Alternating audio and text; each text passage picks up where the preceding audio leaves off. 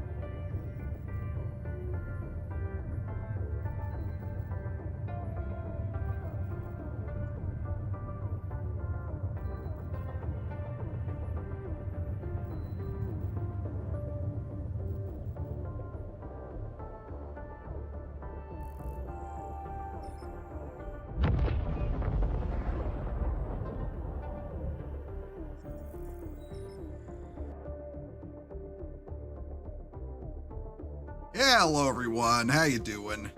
Yeah, it's reveal day again. So here we are. Hello.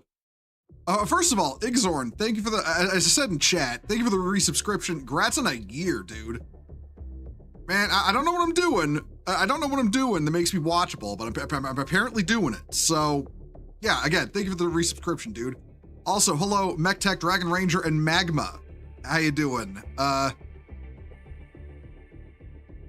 Yes, indeed, MechTech. We are soy pogging today, or at least you know, or at least the Warhammer guys, the announcer guys are in the picture.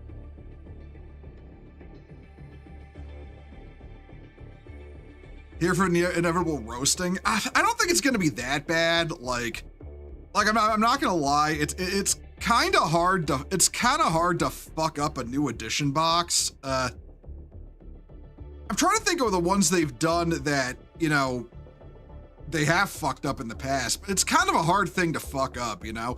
It's Space Marines and either Chaos or a Xenos faction. It's kind of hard. It's kind of hard to do that wrong. You're debating if the new Vanguard vets are worth getting. I mean, they probably will be. I mean, in terms of like, there's always like, you know, the gameplay factor and the collection factor. And remember, you can always pretty them up with kitbashing. You talking models look less so the content themselves. I think the models will be fine. Personally, I'm glad they're finally releasing intercessors that, you know, have decent baseline customization. I've never disliked the intercessors, but I'm glad they're going back to more classic aesthetics, especially since, you know, they're finally getting rid of the old tactical squad in 11th edition. You know, it took them that long.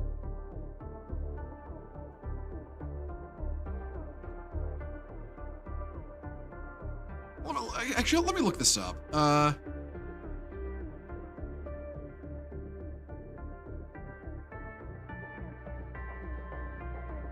Intercessors that allow for the fit. Yeah, like they've got classic armor pieces, more of the shit we like on them, like, you know, more purity seals, you know, parchment, decorations, that kind of stuff.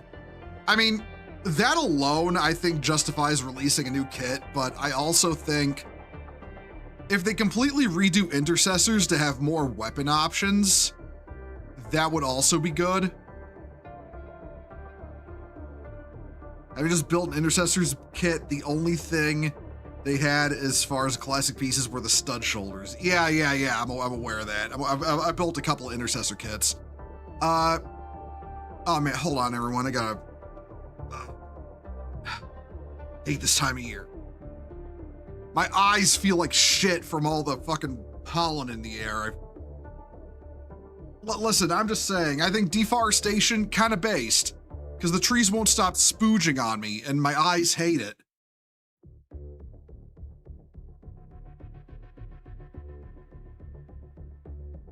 Oh man, I'm thinking back. I'm trying to think back, you know, on other starter editions, like what they've had in them. You know, like I don't think. Oh yeah, Rogue Trader never had a starter set. There were like 12 of them in fucking 12 of them in. The Rogue Trader. The closest thing he had to a starter set was the Imperial Space Marine box set. Second edition had a starter. Third did. Fourth did. Fifth. Man, I remember fucking 7th edition didn't really have one. 6th had Dark Vengeance, and then there were like 3 different box sets in 7th. Stormclaw, Death Mask, and Shield of Baal. I forget which one of those was the actual starter for 7th. 7th was kind of a disaster.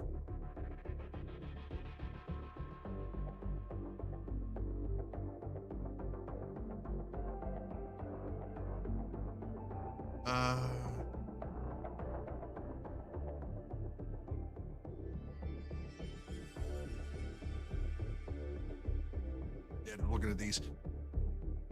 5th's box set was, I'm pretty certain 5th was Assault on Blackreach, yeah. Yeah, Blackreach was 5th, yeah. I was going to the Lexicanum page just to, you know, catch myself up on it. I mean, I also remember, what is it? The Dark Vengeance box. That was like I think that was pretty much the only time they ever did a specific, Space Marine chapter in a starter box.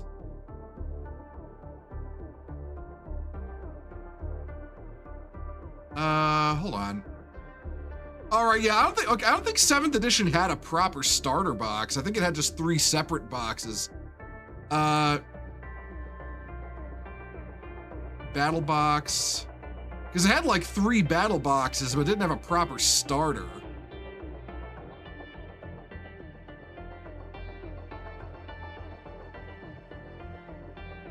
But yeah, Dark Vengeance was the 6th edition starter, and it was the only one to have a specific chapter's Marines in it. That was the Dark Angels, like actual Dark Angels units, rather than just generic Space Marines painted like Dark Angels.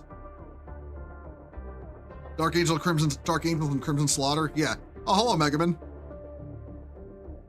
But yeah, no, yeah, so I don't know, it's kind of hard, like I said, it's kind of hard to fuck up a starter box. I mean,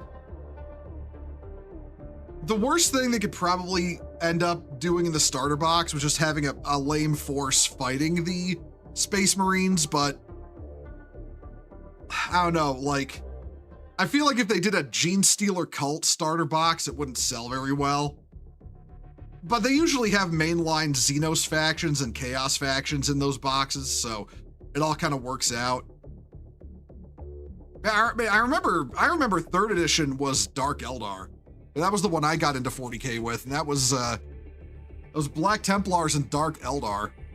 They would never do a Dark Eldar starter box these days. That, like, absolutely not. Eldar, maybe. Orcs and Tyranids, probable. Necrons, also probable. A little less than the other two.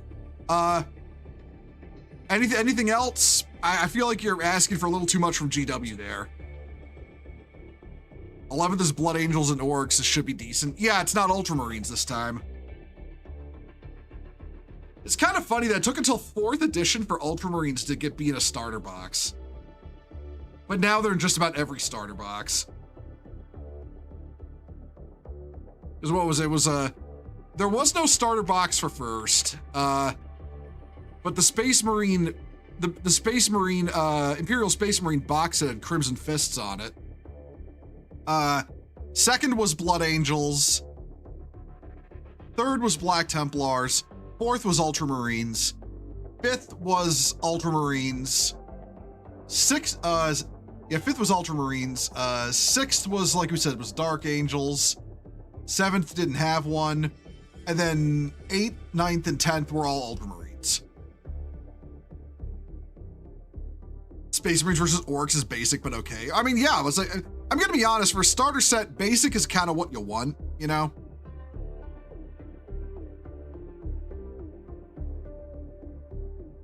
Because you know what? Because you're selling it to the you're basically trying to sell it to new people more than anyone, you know, like rather than like experienced players. Like, experienced players will buy it just for, like, you know, split it with someone probably, which is, you know, more likely.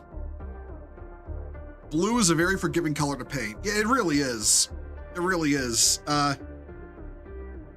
think red is pretty okay. I think red's a pretty okay one to paint. I would hope a 40K box would be sold the entire edition like Horus Heresy, not the FOMO garbage. I mean, well, those are the times we live in, you know? The COVID hobby bubble burst a long time ago, and Games Workshop has been pretending it's not been affecting them. Pretending. But only pretending. Well, like, we know it is. There's a reason they try to do FOMO boxes so much. There's a reason they've been pandering to the tournament crowd, to the tournament whales. Because they've upped their game in terms of what they put out, but they haven't actually upped their audience in a significant enough way that the casual 40K fan can buy enough for their needs, and that's why they pander so hard to the tournament crowd, because the tournament crowd is constantly buying new shit, because Games Workshop upends the rules every, like, 6 months or something. 3 months, 6 months, something like that. So the tournament whales will just buy more kits, and they don't really care about the models or the lore. They're just trying to win tournaments because they've made that their whole fucking life now. And, you know, it's kind of like a vicious cycle. And I've pointed out before, it's a cycle Games Workshop needs to break out of. They need to generate genuine widespread love of Warhammer and not just pandering to tournament whales. Because as long as they're just pandering to tournament whales, they're going to be stuck, you know, again, stuck in this cycle where they gotta, like, you know, just make shit additions that are, you know, shit additions that pander to people who really aren't Warhammer fans outside of, you know, the whole tournament experience.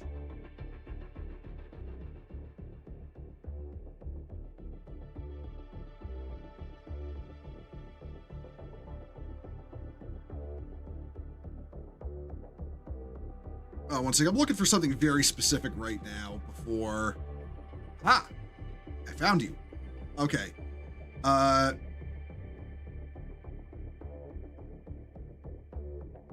So let's yap about some shit. Let's yap about some shit while we're waiting, you know? First of all, I want to get these, on here. There we go. All right. You fucking L-shaped terrain. Oh, I'm so glad that's going away, like at the tournament level in 11th edition. It needed to go. It was not good design. It was not good design, no matter how you try to swing it. All right, so first of all, something I want to touch on real quick. Before we go talk about 11th edition stuff. Okay, so this person, 40K Empress on Twitter, is gathering pictures from local hobby shops of the new Custodes stuff that came out and how it is just rotting on shelves. Like, yeah.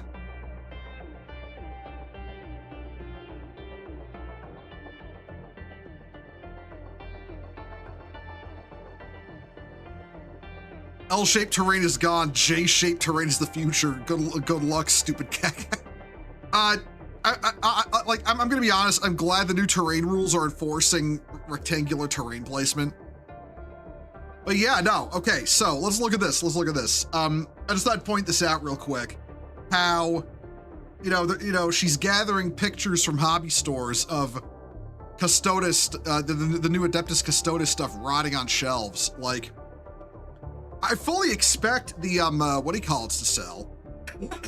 Like the tanks, the dreadnoughts. The Venatari have proven popular because there's no female models in the Venatari kit.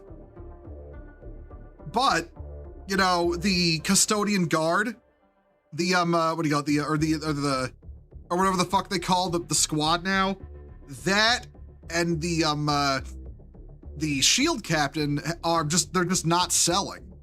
And I know what you might be thinking. Where are the battle boxes that are supposed to be rotting on shelves? Remember, most stores didn't get battle boxes for this release because Games Workshop underproduced it.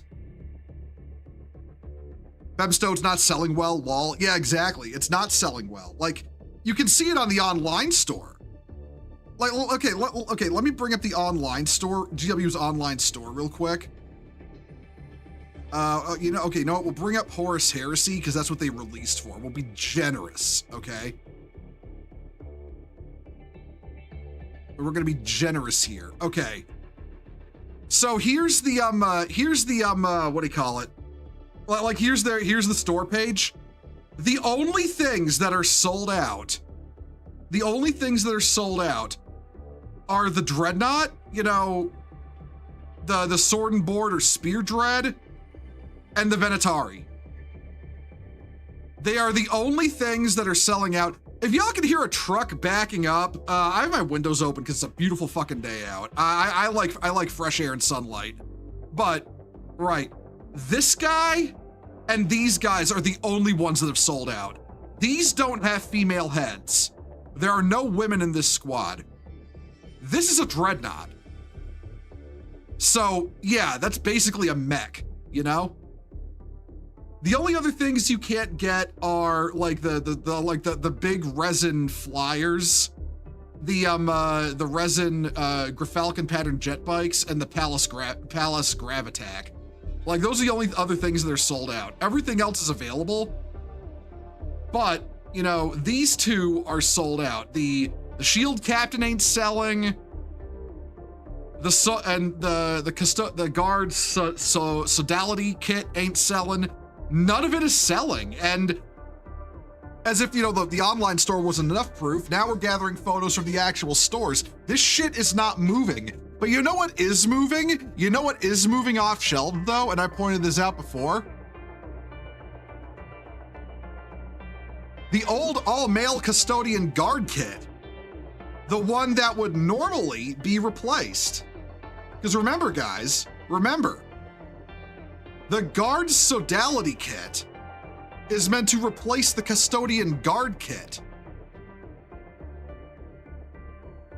When a new kit comes out, they replace the old one, but these are still selling. They're still making these. So, yeah. Well, like I said, if you didn't think GW wasn't aware of the problem, they're aware of the problem. They were aware of the problem before they released the models. They're still selling these and the Wardens because, you know, guess what? These actually sell. I mean, look, they're selling the old custodian guard shield captain kit. This was supposed to be replaced. This resin kit was supposed to be replaced by this, but they're still selling it. They know. But yeah, I will say to the 40K Empress on Twitter, congrats on keeping track of that, you know, on keeping track of the situation in stores not selling these kits.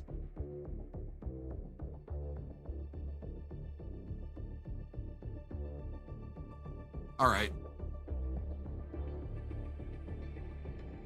And yet they aren't selling the bolter kit versions for them. Yeah, I saw that. They took the andesite, pythorite, however they pronounce that shit, spears off the market, and they're not selling the bolters anymore. I get the feeling that they're gonna sell. I get the feeling they might just ditch those kits entirely.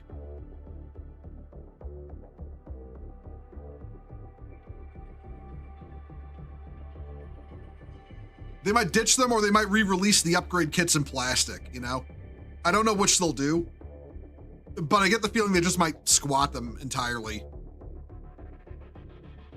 GW when the lore breaking doesn't work? Yeah, exactly. Right, so. New edition shit. Hey, Chonka, how you doing? But, right. New edition shit. So we basically know all of what's in the Space Marine part of the box.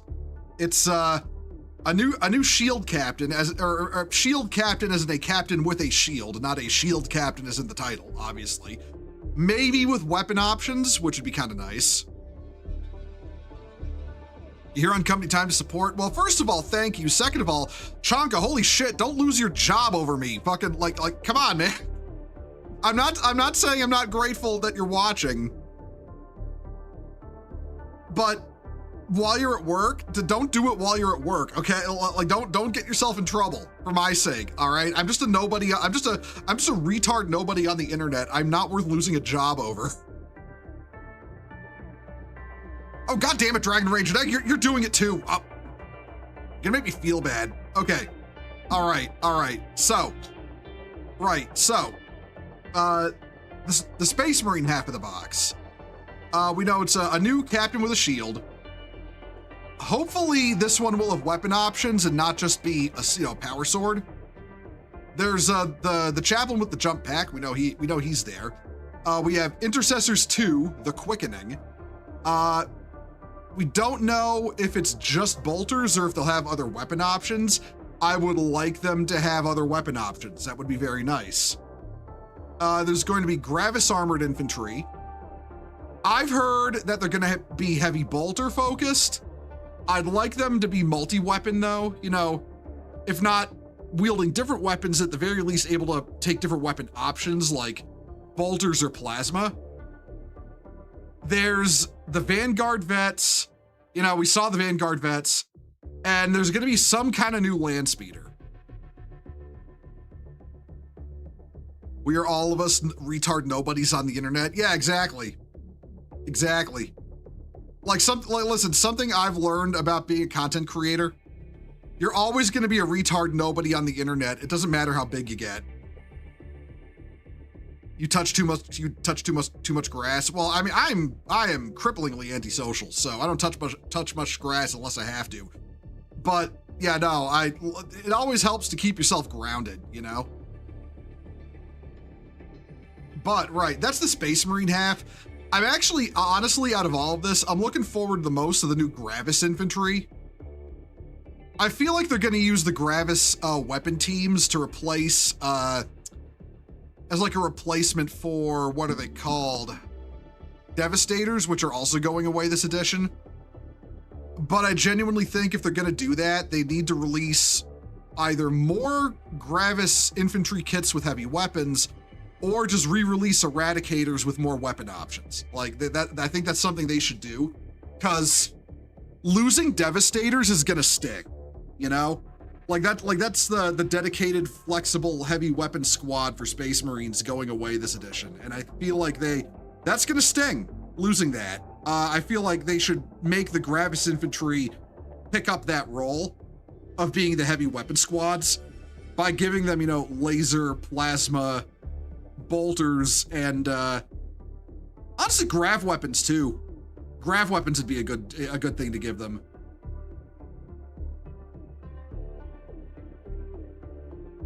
New land speeder, aka back to the old design but touched up. Honestly, well, okay, we've actually seen the land speeder before, briefly in the 11th edition trailer. Like, we saw it there. Hold on, let me see if I can find it. Oh, hold on. Right here. Yeah. Okay, let's get that up.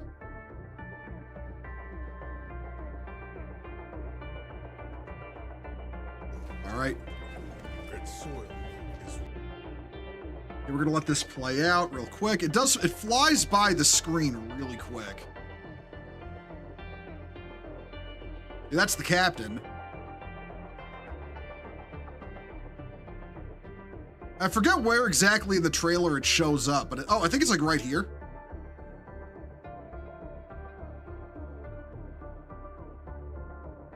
Oh, shit, right there. Hold on.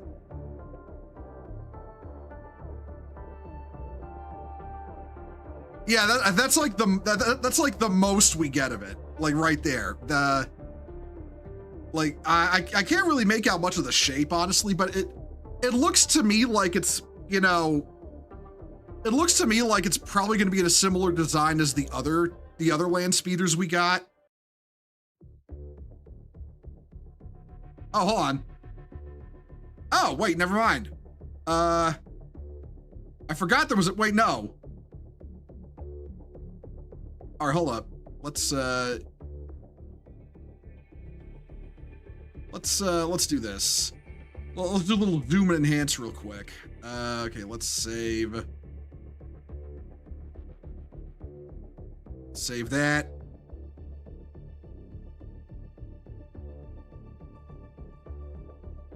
Okay, yeah, that's it. That's a good shot. All right, let's.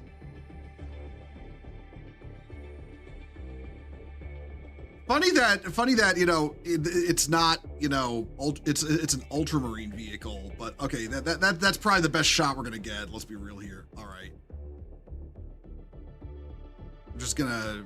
Yes, where's the screen cap? There it is. All right. Zoom and enhance.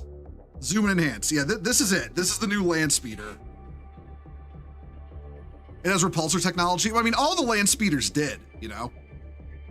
Like, literally all Call did when it came to, like, making the tanks, you know?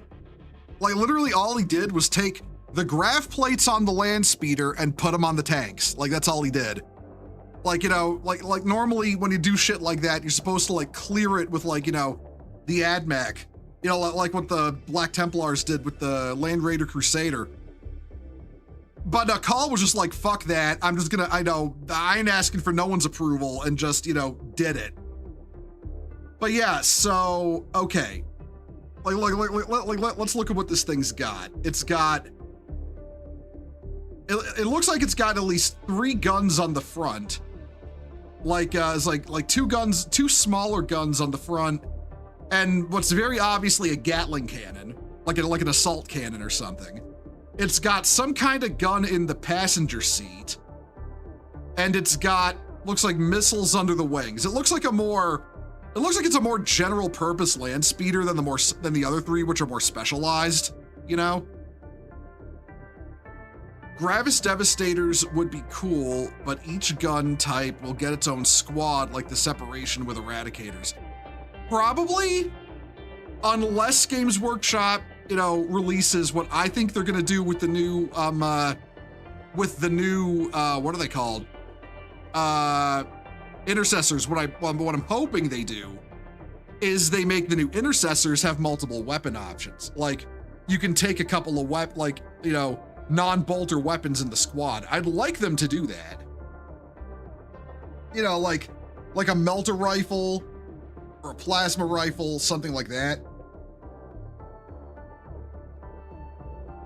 I think that would be a good idea, especially since they've, you know, had, I honestly feel like some bits of Space Marine 2 or previews of weapon options are going to release in 11th. Like the Gravis Plasma, for example.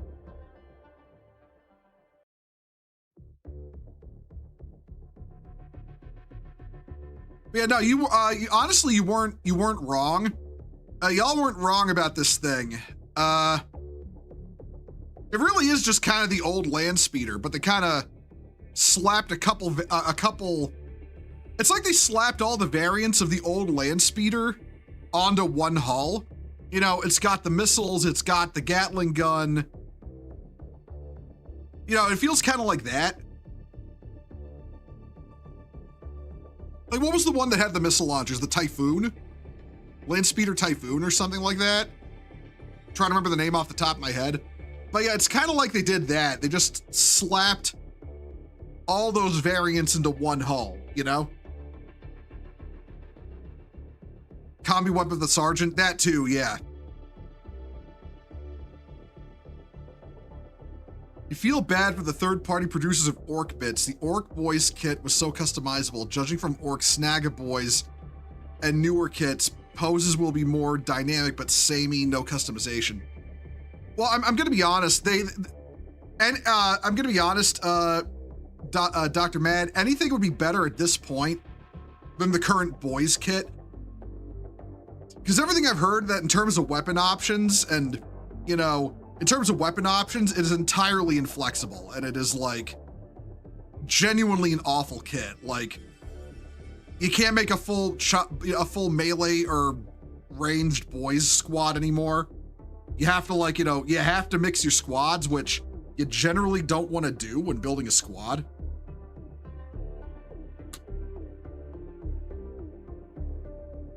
You have the cursed metal plastic one. Oh, you've got, oh yeah, oh god, the plastic metal hybrid kits from back in the day. I remember those. That was all of my Land Raider Crusaders. That was not fun. Those things were not fun. They were anti-fun. Like, oh, I love having to pin metal to plastic. That's like, that was always the most fun thing to do, just to make sure the, you know, like the frag launchers don't fall off randomly because the super glue breaks or stuff like that, you know? Like, I'm gonna be honest, I feel like the purely metal kits were better about staying together than the damn metal plastic hybrid kits. That shit was not fun. But, right, but yeah, no, the Space Marine stuff, that's basically the Space Marine stuff that's gonna be in the kit. What I'm wondering is what's gonna be in the orcs, you know?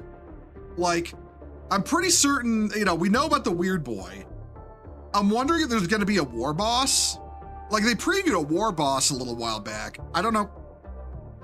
Shut the fuck up, phone, you're drunk. I also forgot to deafen you. I always forget to do that. I'm such an idiot. Okay. But like, yeah, you got, you know, I'm wondering if there'll be a war boss to, like, you know, because, you know, you got like, you know, the captain with a shield and you got the jump chaplain. And I'm wondering if, you know, the Weird Boy will have a war boss backing him up, because they previewed a war boss a while back. And I'm wondering if this is where it'll come out. The basic war boss. Yeah, that's what I was thinking. We're getting Orc Boys 3 Electric Boogaloo. And hopefully Orc players will have the option to, like, you know, not be forced to mix weapon, you know, ranged and melee weapons in their squad. That would be nice.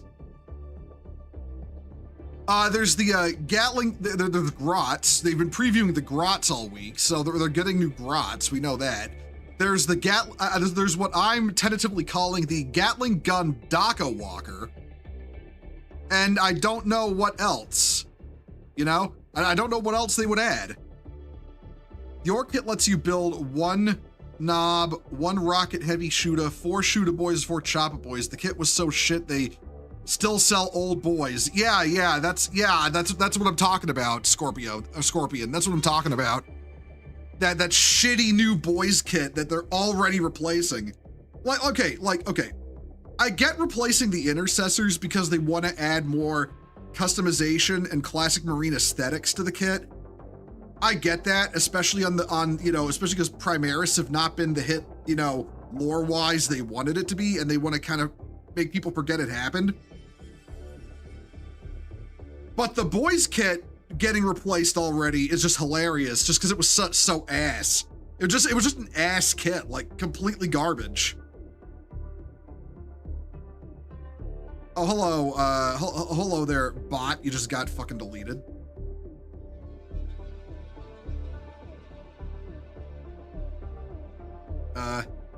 So in this new kit replacing the old intercessors for the, yeah, that seems to be what they're doing. We know that the Firstborn Tactical Squad is getting Legends this edition. So that's going away. They won't be selling it anymore. Same with the Devastators. The Tactical Squad box is going to, or the new Primaris Intercessors are going to replace that. I've heard they might actually adopt a new name for it, the Tactical Intercessor Squad, but I don't have any confirmation on that. Hopefully they get Killicans or Def Dreads. I feel like the Def Dread and Killican kits can last a while longer. You know, I feel like they can. There's not really a need to replace them. Yeah, the orc vehicle I was thinking about, or talking about, where is it? That's not it.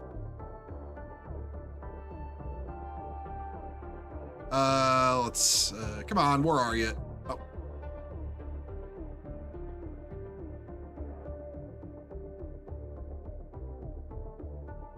Come on, give us a good beauty shot of it.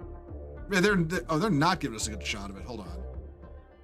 Was it earlier in the video?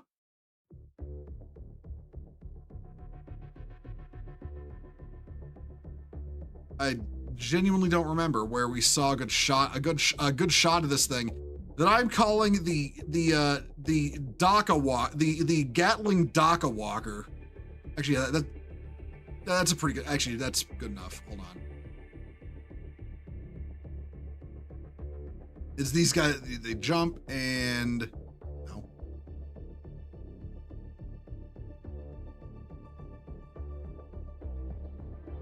Well, let's see it.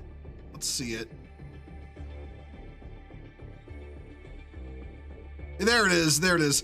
The thing I'm calling, like I've called it, the Gatling Daka Walker. That's like their new vehicle for the kit. Orcs is one of the factions where kit bashing is a badge of honor. I agree. I absolutely agree. You know, it's as I like to say it. Every vehicle kit is an orc vehicle if you're brave enough. You don't play tournaments, so your firstborn minis are still sticking around. I mean, yeah, that's perfectly fine.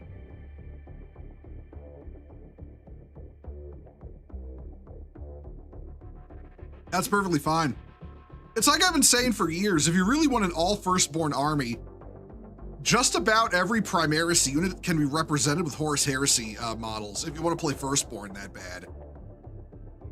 Well, like that's entirely an option, you know? You know, what to get your Bolter Squad, Plasma Squad, Missile Squad. We got Bolter Squad, Missile Squad, Plasma Squad, Flamer Squad.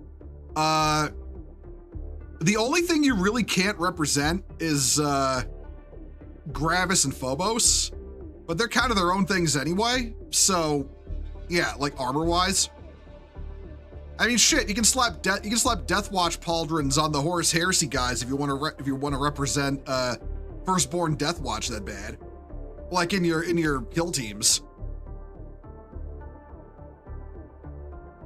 Now you want to see Sentinel conversions for the Daka Walker? Me too, honestly. Got some Devastators he bought secondhand. Yeah. I remember Devastators are going away too. That's why I want them to make the Gravis troops like the new Devastator equivalent, you know? You know, because right now we've got Melta.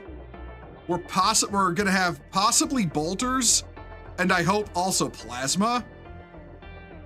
But really, I think they should just redo the Eradicator kit entirely to have, like, you know, different weapon options, you know?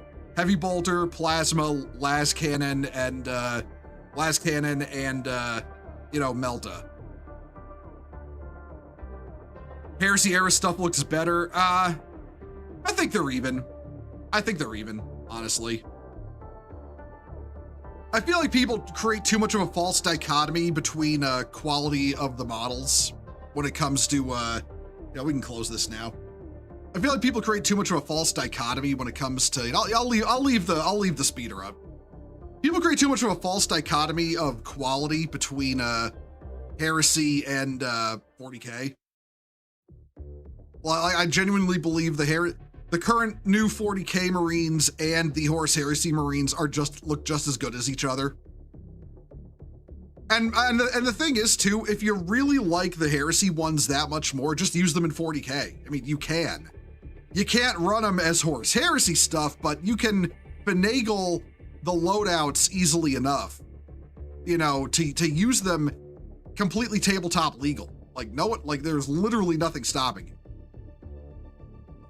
And it's kind of sad because I feel like in this rush of new people getting into 40K, and I've discussed this before, I feel like kit bashing and counts as have become lost arts.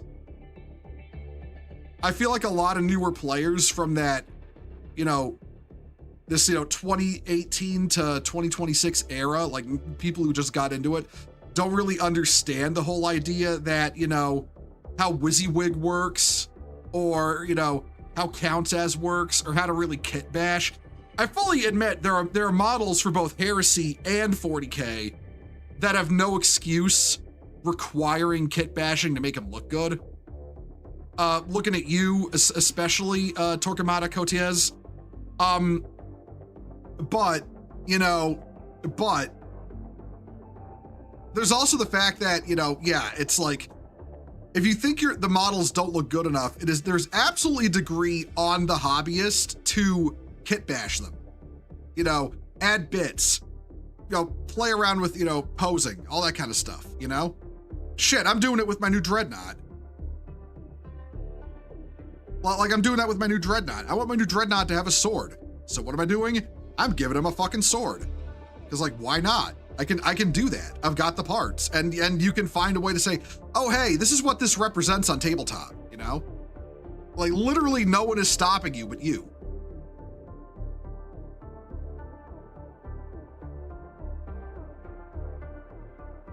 But, yeah, and that's another thing I see, honestly. people are, you know, hey, what's up, man? Have a great stream. Thanks, dude. Thanks, dude. Yeah, we're waiting for the new stuff to launch, but here's another one. I'm getting like completely on, like full disclosure. Look, I love Sisters of Battle, okay? I love them as a faction. I love their lore. Their players are hopeless. Their players are hopeless for kit bashing and conversion, okay?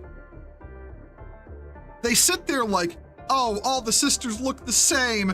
All the sisters look the same. There are Space Marine parts that are compatible, you know, Space Marine bits you can use to put on your sisters to make them look different, to give them some cultural flair. Like, you can just do that. No one is stopping you. If you want your sisters to have cultural flair, you can add it yourself. That's the whole point. So a lot of Sisters players are so new. I don't think they, you know, because of the 8th edition release, which have been their first new model release since fucking 3rd, I don't think they realize how much they have to take it into their own hands if they want their sisters to look good. Like, it's not hard.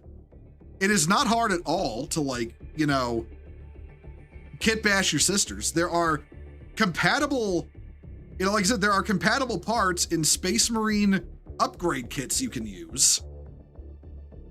You know, bits and bobs, you know, other things you can add.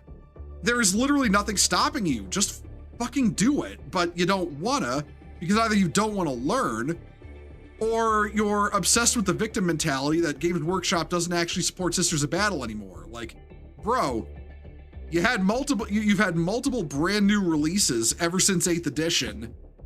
I get that Space Marines are the main characters and get the most releases as a result, but it's at a point where it's just self-perpetuating a victim narrative, and it's kind of cringe. I'm not gonna lie. Like, it is kind of cringe. Like, for fuck's sake, just kit bash your damn sisters and quit getting butthurt at Space Marine players about it.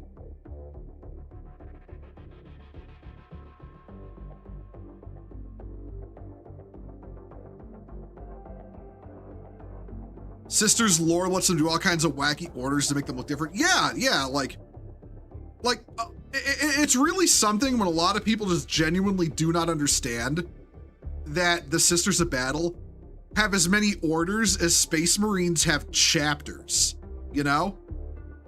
Like, the major orders from the lore are the equivalent of, you know, those first founding chapters that, like, you know, like the first founding chapters that follow the Codex, you know?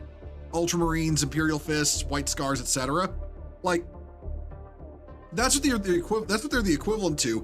If you want to do some planetary culture variant of the Sisters of Battle, there are bits that let you do that, and I don't want to hear, but then we have to buy bits. So do Space Marine players. Get off it. Get off it. Get kit bashing. You are the one holding you back here. And like, holy shit. Just quit complaining, pick up a damn X-Acto knife and some, you know, pliers, and, you know, maybe something to sand the minis down if you need to that bad, and some green stuff, and get going. Space Marine players have to do it as well, and had to do it for way longer than you. Old World and or AOS has lots of bits that would work with Sisters of Battle. Yeah, it's like, you don't have to look for Space Marines, okay? You can look to other places. That's the point of, that's the whole beauty of, like, you know, kit bashing, right? Like, back in my 3rd edition days, I used Warhammer Fantasy minis for my 40K, you know, for my Inquisition army. There were lots of things I wanted to represent on the tabletop, but there were no minis for it. So what did I do? I used Warhammer Fantasy minis, you know, old school fantasy. That was actually what got me to buy an Empire army, because I was buying Warhammer Fantasy minis to build an Inquisition army, and it was like, oh hey, these are pretty cool. I want to look into this. I want to look into this fantasy setting of theirs as well, and that was how I, you know, ended up getting an Empire army. Stormcast parts can work for Sister Battle and Sister of Silence. Yeah, they can. They they can a little bit. I'd say, honestly though, I would say use more 40K parts, 40K or Old World. I would honestly recommend those more than Stormcast parts. You might be able to fuck around with okay, what's that new not new, right, they just released new, they just redid them and removed all the flavor and now they just look lame. Cities of Sigmar. Yeah, Cities of Sigmar. Like, hold on. Like, one sec. Let me just pop this out and stick this here. Okay. There's a lot of Cities of Sigmar minis you can fuck around with and use for Inquisition, and there's a lot of bits you can use for Sisters of Battle if you want to trick them out, you know, and you want them to look decent. Or if you want to, you know, have, you know, good, want to have like bits to add to them to make them look different, you know? Like, this is a good range to use. Okay, let's hypothetical here. Let's say you want to do Asian Sisters of Battle, right? Like an Asian order. Boom. Grand Cathay. You have no excuse. You have literally no excuse. I'm old enough to remember when 3rd edition codexes where units and gear options were given and GW didn't even make the specific models for. Yeah, I remember that too. There were lots of units that didn't have their own models. You were expected to kitbash. You have an excuse, you're a broke bitch? Well, I mean, okay, yeah, obviously money is gonna factor in, but you know, like I said, if somebody just needs specific bits, like rather than a whole ass kit, they can go to eBay. Like you are a grown ass man, go make a fucking eBay account. You can get the bits that way. But yeah, like I said, if you want Asian Sisters of Battle that bad, like with a Chinese feel, Grand Cathay. And you know, okay, because I've seen people been doing art of Asian battle sisters recently, so that's why I'm kind of thinking of this in particular, and I'm just showing the examples of what I mean here. Let's see, White Scars. Let's look at White Scars. Like, okay. You see the katana chain swords, the tassels, the skulls. You can use these for Sisters of Battle. You can make these work. And if you're really that hung up on not wanting to buy a whole $32 kit, right? If you're hung up on not buying a $32 kit, like I said, go to fucking eBay, buy the individual bits. You can do that. It's an option. People need to stop whining and bitching about not getting the design, you know, the look they want out of their minis, and need GW to officially support it, air quotes, when they can just kit bash the damn minis. It's fine. You can do that. Oh my, I'm sorry. This is peak grognard hours right now, but I genuinely believe this. Like I said, literally just quit complaining and kit bash your freaking minis, and stop trying to turn it into some kind of culture war shit that GW hates women because, you know, there aren't a bajillion varieties of sisters models. Like come on, man. Okay, we are getting dangerously close to the reveals now. So I am going to close all this. Let's see. I should probably bring up Twitch.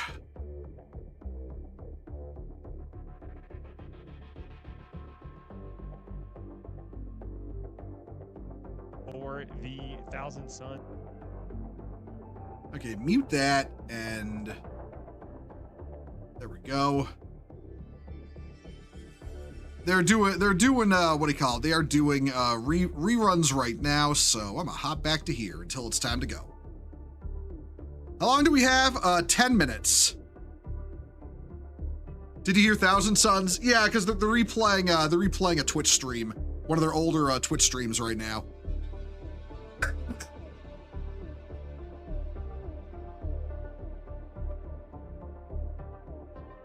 Next kit bash is probably gonna be either Sidonis or Deathwatch Titus. You know, I need to do Deathwatch Titus. I've got that. Oh, wow. Okay, that was instant. All right. As soon as these ads are done, then we will switch back to the thing, because we were going to have the stream starting soon. Should be the shower you shall return. All right, yeah, man, have a good shower. Yeah, no, it's like, oh yeah, but yeah, I've got my Titus kit. I have, you know, the one that came with the character guide, and honestly, I wanna, you know, kit bash him into being Deathwatch. I just haven't gotten around to it. I also don't think I have any shoulder pads for it. I might need to buy some. All right, let's turn this music off. And let's start this. There we go. Okay, well, starting soon, assuming the live stream doesn't completely collapse. Oh, the audio already sounds kind of scuffed, not gonna lie.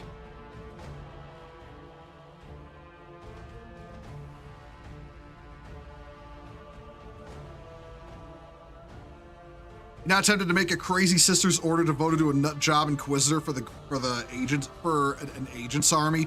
Okay, well listen, I'd turn you away from doing an Imperial Agents army just because Imperial Agents sucks donkey balls and it's a terrible codex.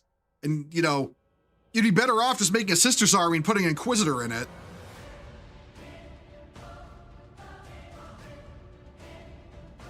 Fun fact, second edition, it was hinted Rabute could return and the Imperium was having a revitalization. We've come full circle. Yeah.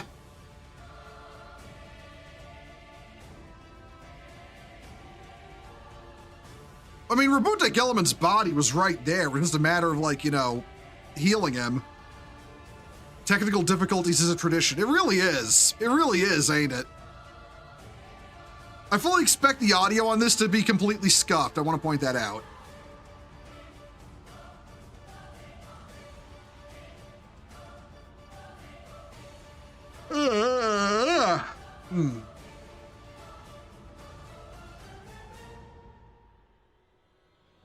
Hey, guys, while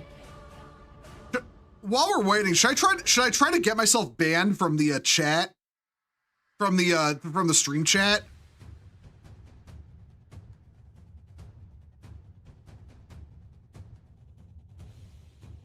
Should I try to get myself banned from the stream chat? I was thinking of saying something like, hey, very based of you for de-emphasizing female custodes because you realize they're not popular. I was thinking of saying that in chat.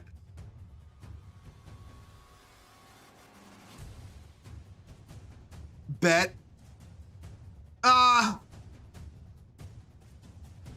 I'm tempted. I'm gonna listen. I'm tempted. I'm not gonna lie.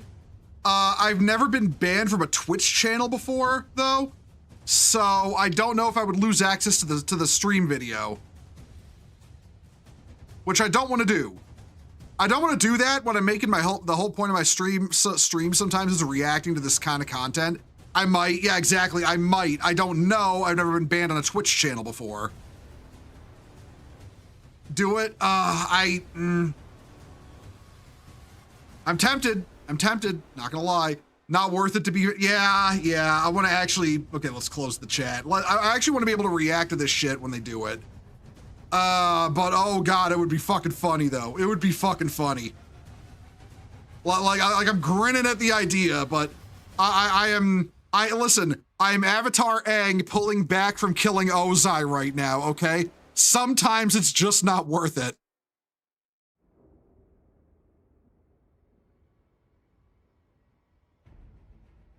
In the 41st millennium, there are only Cadians and Krieg. Listen, I still fully believe that, you know, announcing Steel Legion was not damage control. It takes too long to make the kind of assets you need to do that kind of reveal.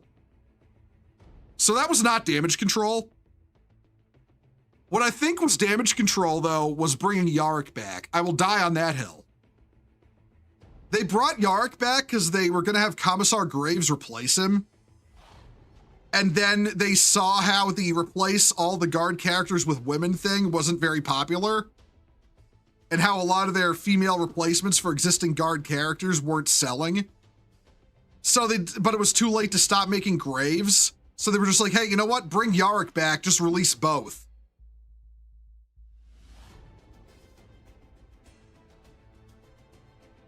The paint your creek yellow was a stupid statement. Well, I'm gonna be completely honest in retrospect. I don't think that was GW being malicious. I think that was just GW being retarded. Because the thing you gotta understand about Games Workshop, I think like even with something like say the female Custodes, I don't think that's Games Workshop being malicious, it's just them being retarded. Female Custodes was them completely misreading their audience based on cultural trends they are 10 years behind on keeping up with, and they pulled a retarded move, and they pulled the equally retarded move of listening to the wrong people in the initial reaction, and then doubled down on it. But now they're learning their lesson. The minis are a flop. The lore was never popular because it's shit lore that's basically fan fiction. So yeah. Like Games Workshop, learned a hard lesson with sticking to the female Custodes thing right up to releasing minis, Like they learned a hard lesson. What I honestly think happened was they actually wanted to pull it back. But then when they wanted to pull it back, but then they thought the minis would never pass as all male and decided to just brute force it, to their detriment. I get the distinct feeling they're not going to try that again. Me and other people I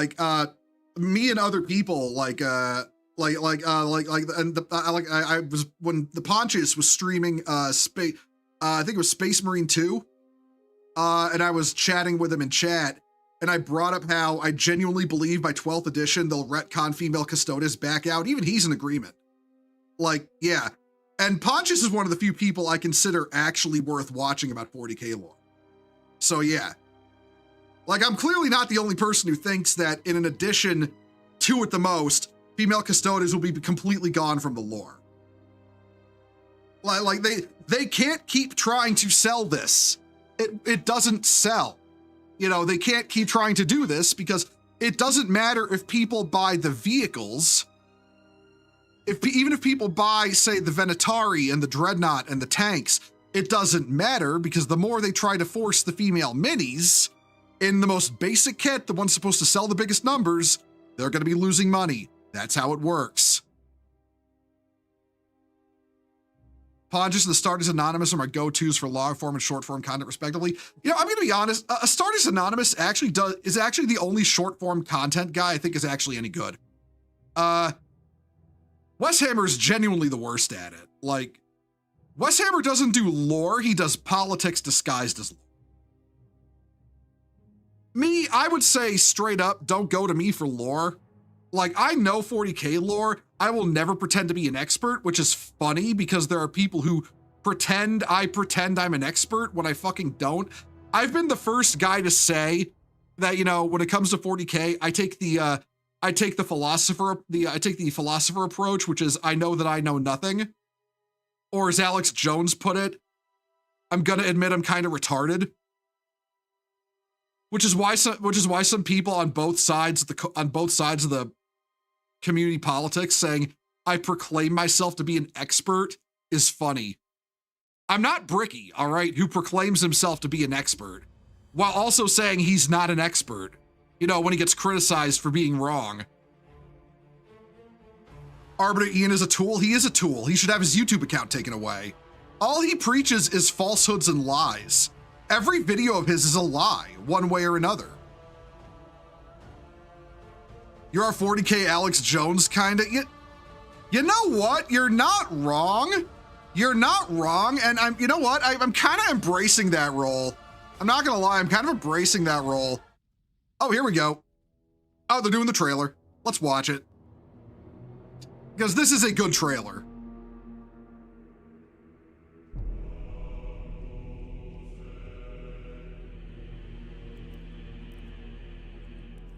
Armageddon, the war world.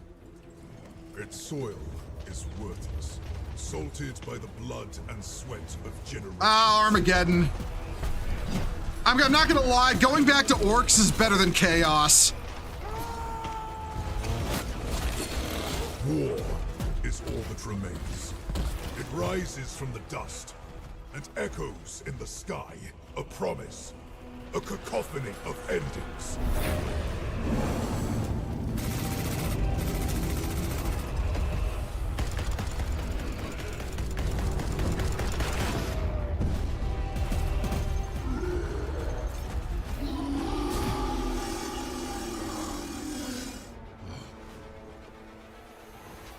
Sanguinius' sons, angels of death.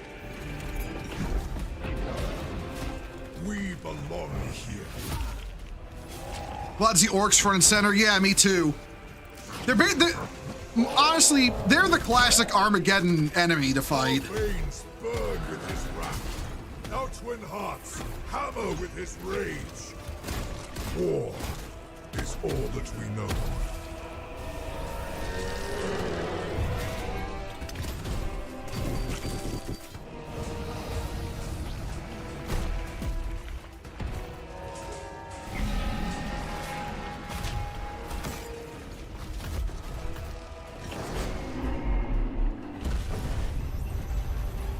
This world must hold. There can be no retreat. There can be no mercy. There can be no peace. There is only war.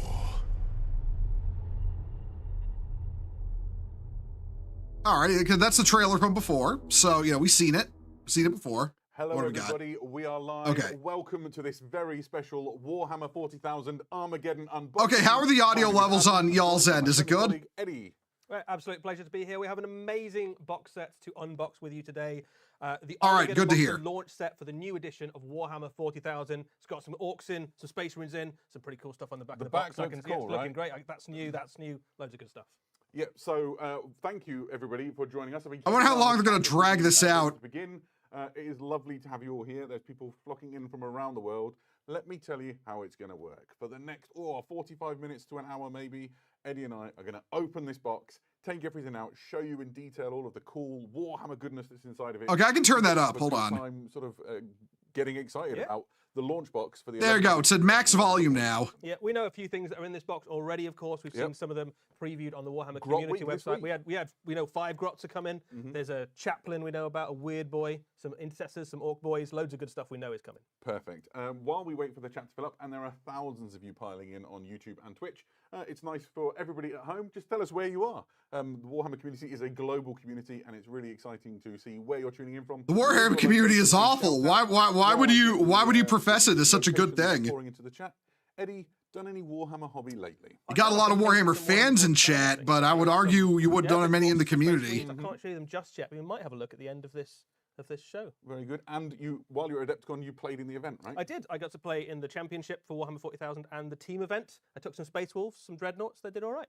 Fantastic. How about yourself, Adam? You been painting anything? Yes, so I have. Perhaps not as much painting as you, but I've been... Thousands of you. Oh no, it is actually thousands. It got 3,000 people watching. Ashes of the Imperium, which is the Great book. audiobook for the first book in the Scouring sequence, and I love it. It's really great. There's some awesome battles and political intrigue, and I'm thoroughly hooked. Excellent. So, You're not selling Ashes of the Imperium to anyone. The book flopped, remember? Sheffield. We've got people really near here, Gamston near Nottingham. People in Germany. Somebody says Ulanor. That's a good location for this particular event. Georgia, Ireland, Canada. So many people from so many great places. Thank you all for choosing to tune in and spend a little while with us. Absolutely. I'm not gonna lie. I'm willing to bet this is not actually a live stream and that it's pre-recorded. Ourselves. We've talked about where you're from and a little bit about our hobby. Is it time to just get started? I think we should probably open up the box. Great. So, this is Warhammer 40,000 Armageddon, the launch box for the 11th edition. I have a relatively blunt mold line scraping tool, and I'm going to use this to pop the seal on the back. I might be insane, but you're not stupid enough to call yourself part of the Warhammer community, right? Mold line remover tool. Exactly. I prefer being a Warhammer fan, not a community member. It's more fun that way. Legally true. So, You don't got a bitch constantly in There your we ear go. telling you One what to box think. Now ready It's a hefty to box, open. isn't it? It's, It is. yeah. Shall we crack it open? Let's do it. Let's do it. Oh, look you at got a little that. peek of some of the things in Position there it already. Yeah, perfectly. there we go. Oh, so they I do sold like off the and box checked out. art. Lid, thank you very much. So here we are. It is absolutely. Oh, there's apparently an loaded ancient with in there. Frames of Citadel miniatures and bases. There's always somebody in chat that says, "What size is the base?" The answer is, there's loads of them. And there's Oh yeah, there's another new ancient. Don't worry too much about that. Let's pull out all the frames, have a quick look at these, and then we'll go through and show you everything in detail. We will show you the painted models as well. Of course we will. It's not But- just going to be plastic. But if you're like me, you like to open a box and savor all the cool things that are. Yeah, in I it. think the So, ready Gravis to go. guys are bolters. If I pass you the orc things, then I you take the can orcs. do I'm something about orcs. There you happily go. take the orc stuff. Yeah. So this appears to be a kit of. Not orcs, much. As far as I can tell That there. is a So you've got massive banner. Yeah, you got a haven't big missed banner in much. there, this big chopper someone gets looks like possibly some kind of orc medical specialist. Okay, so there's gonna be a WOG banner. This is a Okay. command frame, and it has a Space Marine character, big cloak and relic shield, Classic stuff. and then an enormous orc, which is clearly some kind of warbar. We'll put that in the middle if there's a bit of both. That's yeah, nice big chopper there. So I'll stick this on my side. There we go. What? Next up, again, more Space Marines. There's This is a parts of the mix land Gravis speeder you can armoured, see. Space Marines, and then you've got some character models. A large standard for an ancient. Yeah. So I'll keep this one on my side. Your turn, See some Eddie. head options in there. Four I'm gonna ancients go into now. some of this. Looks There's like the it appears original. to be some kind of There's the orc first vehicle, two that released. and There's the then Crusade Ancient, which is a and the chapter big spectacles, got specific. some tracks there, Uh, I see a chopper. The Terminator Ancient, and now they're doing another new Ancient. Definitely Like an what the orc vehicle hell? of some sort there. Don't think we've seen that in the trailer. No, that is an Looks new, unrevealed looks thing. new. Next, we saw this guy on Warhammer Community. This is clearly the Weird Boy, and he comes in lots of parts. There you go. That's the Weird Boy frame. If you want to have a quick peek at the Weird Boy frame, you can see his crazy halo of wires and Yeah, very cool gubbins. model. We have seen that one already, but an excellent model. I love Out monopose. of the box. So, Not really. This is pretty obvious what this one is. This frame here is a land speeder, and you saw that causing mayhem. in Lots of the people cinematic speculating trailer. it. Oh, Get a land speeder Oh in my this God! one. The land speeder has a tactical rock. It's so Jover right now. The land speeder has a tactical Space rock. Marines in Mark 10 power armor. These are intercessors. There we go. We'll show you all of these in lots more detail. Angels of the but New try and Lieutenants, give you the you're full not experience of what it's like wrong. To open this for yourself. Oh, here we've already seen some of the Vanguard veterans, We right? have, yeah, we've seen one of the Vanguard Perfect. veterans, and obviously they also appeared in the cinematic trailer, chopping up some kind of orc walker. More tactical Vanguard rocks. veterans and what looks to be a Space Marine librarian. Nice. Wait, there's a librarian in the kit. These two My frames turn, are my turn. identical, and you can have Wait, them both. hold on. Excellent. Are they just So going to be this redoing is, the entire for Primaris both range boys and already? lots of some choppers in there, some shooters, lots of head options as well. The heads are separate, so a little bit of customization options in there. Well, as well. Some okay. big orcs Are there. they just redoing the whole Primaris And the final range frame to from at the bottom, and a surprise to absolutely already? everything is, of course, that enormous Intercessors, gunner that we saw Captain, in- Librarian, There Ancient, is an enormous the Gravis cannon there, guys. and some kind of orc walker, and we'll find out more about that in a little bit. Perfect. And for the base enthusiast out there, Like- you know who you are. There are 3 more bases. 2 of them. Well, okay, I'm not gonna lie. If they're doing it to give them the more classic aesthetics, I don't mind. This is where. But all of still, it's the only been 3 component editions. Components of Warhammer 40,000 Armageddon live. I will crack it open. It's snugly put in there, and it's got some seals Oh, on it. before So- we get to that, Ooh, should we there you do? go. Yeah, you there's do that ano- while I do There's this. another thing here. We've got a sheet of transfers. This is a joint sheet between the Space Marines and the Orcs. What you've got in here is a quite nice selection of stuff. You've got a bunch of Space Marine chapters and a bunch of Orc clans. The Space Marine chapters are all ones that are taking part in the attack on Armageddon, basically. Yeah, so the Warhammer reinforcement. Studio have done a really Crimson good job Fists. here of connecting this launch box to the events that they're depicting on Armageddon. So you have the Ultramarines, the Blood Angels, the Salamanders, the Crimson Fists, and the White Scars, all forces which are sort of prevalent in this Yeah, operation to reclaim Armageddon. All the ones that are kind of taking the forefront in Operation Imperator, which is the attack to reclaim Armageddon from the Orcs. You've also got some Orc clans in there as well. So Goths, some Evil Sons. They're trying to quietly blend Primaris back into Firstborn. And then No, some they're trying to Shared ones straight as up well, make you so forget they might be Primaris in exists. any chapters. I did a video on it on my YouTube channel, like a rant about it.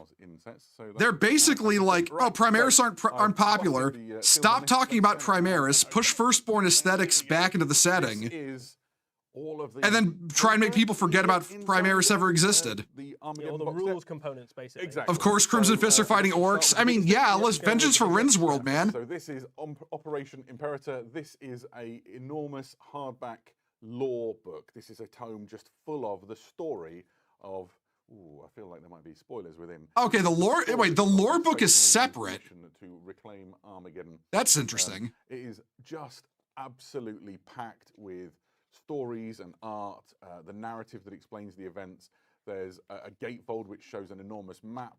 Can I? Get a big map of Armageddon in there. There we go. So this is like a proper old school campaign book. It's got more detail on the battle for Armageddon. Anywhere, Yeah, more detail than we've ever had before. We've had a few Okay, I'm not gonna lie. in the past. Them But separating the Armageddon, this lore dives into its own even more book is a detail, really and good particularly idea. Focusing on the forces of the Orcs and the Space Marines. One of the things I really like about it is that in each of the war zones that it features, there is a list of the different Space Marine chapters and the different Orc clans that are taking part in the battle. And you can see here, you've got Space Marine chapters like the Marines Malevolent, the Angels Eradicant, the Storm Lords present, the Subjugators. So there is a whole bunch of different Space Marine chapters. Oh, hey, as well hey, the Marines Malevolent are back to cause even more civilian casualties. It gives it a real feel of a sort of a historical recounting of events. Which What's is that? quite exciting. What's that? If you There's look children for trapped. There's books children trapped in the connected orphanage. to the games that you're playing, this Nuke the feels like orphanage. perfect Gotcha. Material for campaigns or new collections and all that stuff. It's absolutely that. It is a nice big hardback book. There's loads of stuff in there. 120 pages. 120 pages long. It's pure lore as well. This is absolutely just loads of background for Warhammer 40,000. Worth saying about this book, this is exclusive to this box. A lot of the other components we're going to go through today will Lame. have separate releases individually or in other boxes. You're able to Lame. outside of the Armageddon box. It's This FOMO. book, Operation Imperator, is exclusive to this box. So if you want to get your hand on this lovely hardback campaign, It's book, fucking FOMO. Of course it is. Right. So next up, delving in, perhaps the most pedestrian item, but still extremely useful. This is the assembly guide, and it will come as no surprise to you that this is Yeah, how you assemble your models. fucking- It is just Fucking full-colour detailed FOMO. pictures Of course how it you is. put them together. Fucking just. Say when most of the, I'm is that- fucking mad now. It's but here we are. fucking FOMO. everything Just you'd fucking. expect, detailed. Get him out of here! Get out! Look like when they're done. lists obviously the various different options you've got in there. Oh, that's a good point. There so- are quite a lot of options. On Yeah, some so of quite these. a lot of the Space Marines we've shown. If there is a squad leader or something that's got an unhelmeted option, there's usually a helmeted option too. Same for the characters. All of the models are also push fit as well. You obviously can glue them. Well, okay, they have but- helmet options. That's good. As a person who's 'Cause not fuck the me, I best can't- model I can't builder, paint actually, faces. I find the push fit nature of this has been really good so far, so I'm enjoying it. Next up, and this will be of enormous excitement to people who really are at the cutting edge of playing Warhammer 40,000, is the core rules. This one has never been opened. There we go, allow me to. This is the core rules for Warhammer 40,000. It's everything you need to play a game of Warhammer 40,000 along with your codex. Yep. It's a nice compact version of the rules, so one ideal for taking to a battle with you. Yep. This is basically the engine that drives the new edition, right? This is the new core rules that interact. That is a with small-ass the rule codex book. and all the different detachments and things that will be coming, and all the missions. This is how you move, how you shoot, how you fight. This is the thing that creates the games of Warhammer 40,000. So It's a Oh, nice little FOMO design. means Something fear that of missing people out. are Basically, enjoying. buy the Worth expensive saying box. also It's the only way you're getting the book inside. Will be being updated in line with the Like that. edition at the time of the launch, so you'll be able to use that to full effect. It should be very exciting. Yeah.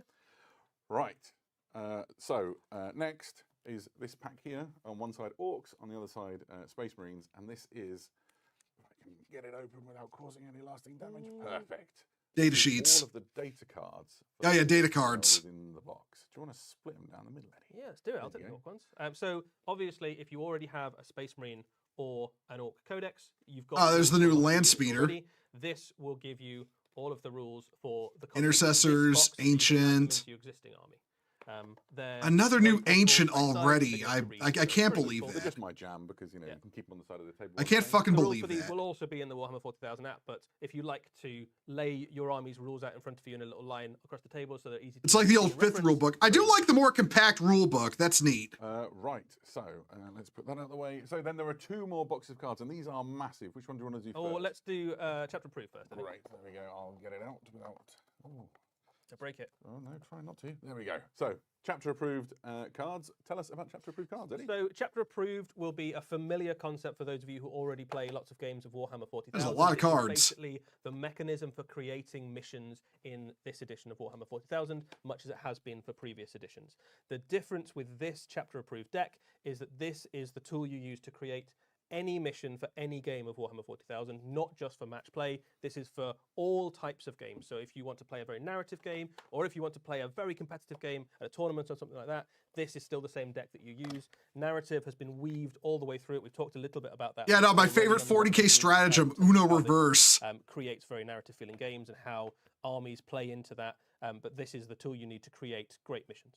Yeah, absolutely. It comes complete with a little chapter-approved booklet which explains essentially how to use it. So everything there you need to start using this to sort of power your games. And you'll be using that a lot. So obviously what you've got here, as well as all those models, is all the rules stuff you need to start playing Warhammer 40,000. Combine that with your codex, with the data sheets, and right out of you're the away. gates. Yeah, absolutely. So this is a box definitely designed for people who just want to start playing straight away in the new edition. And then finally, Dominatus, another pack of cards, a really hefty looking What the hell's this one? box. And Dominatus is something just a little bit different, isn't it? Yeah, so the chapter approved mission deck is what you use to create missions. This deck is what you use to create campaigns.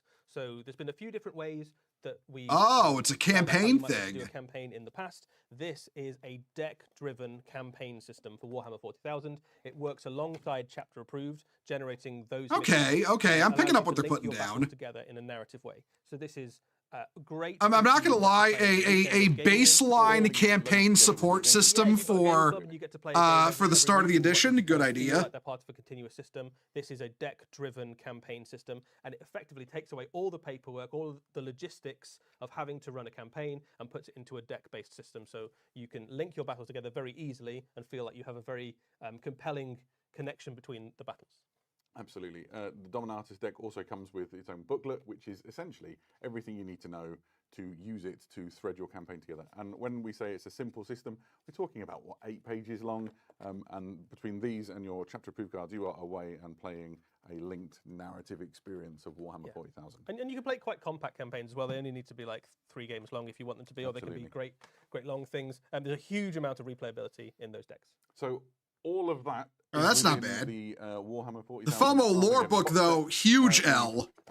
Huge L. The frames in a little bit of detail and talk you through the different things. Shall we have a good look at the models themselves? Let's do it. I think we should start with my favourite half of the box. So it's orc time, right? Orc time. Yeah. Perfect. All right, orcs. Let's see what they got for orcs.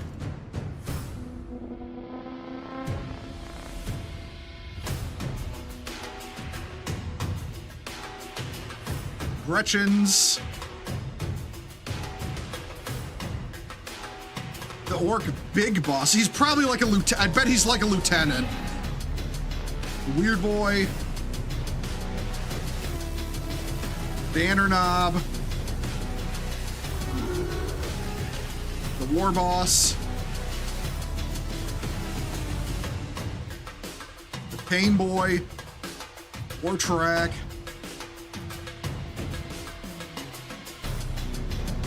Big Mech Docker Rig. Okay, that's what that thing is called.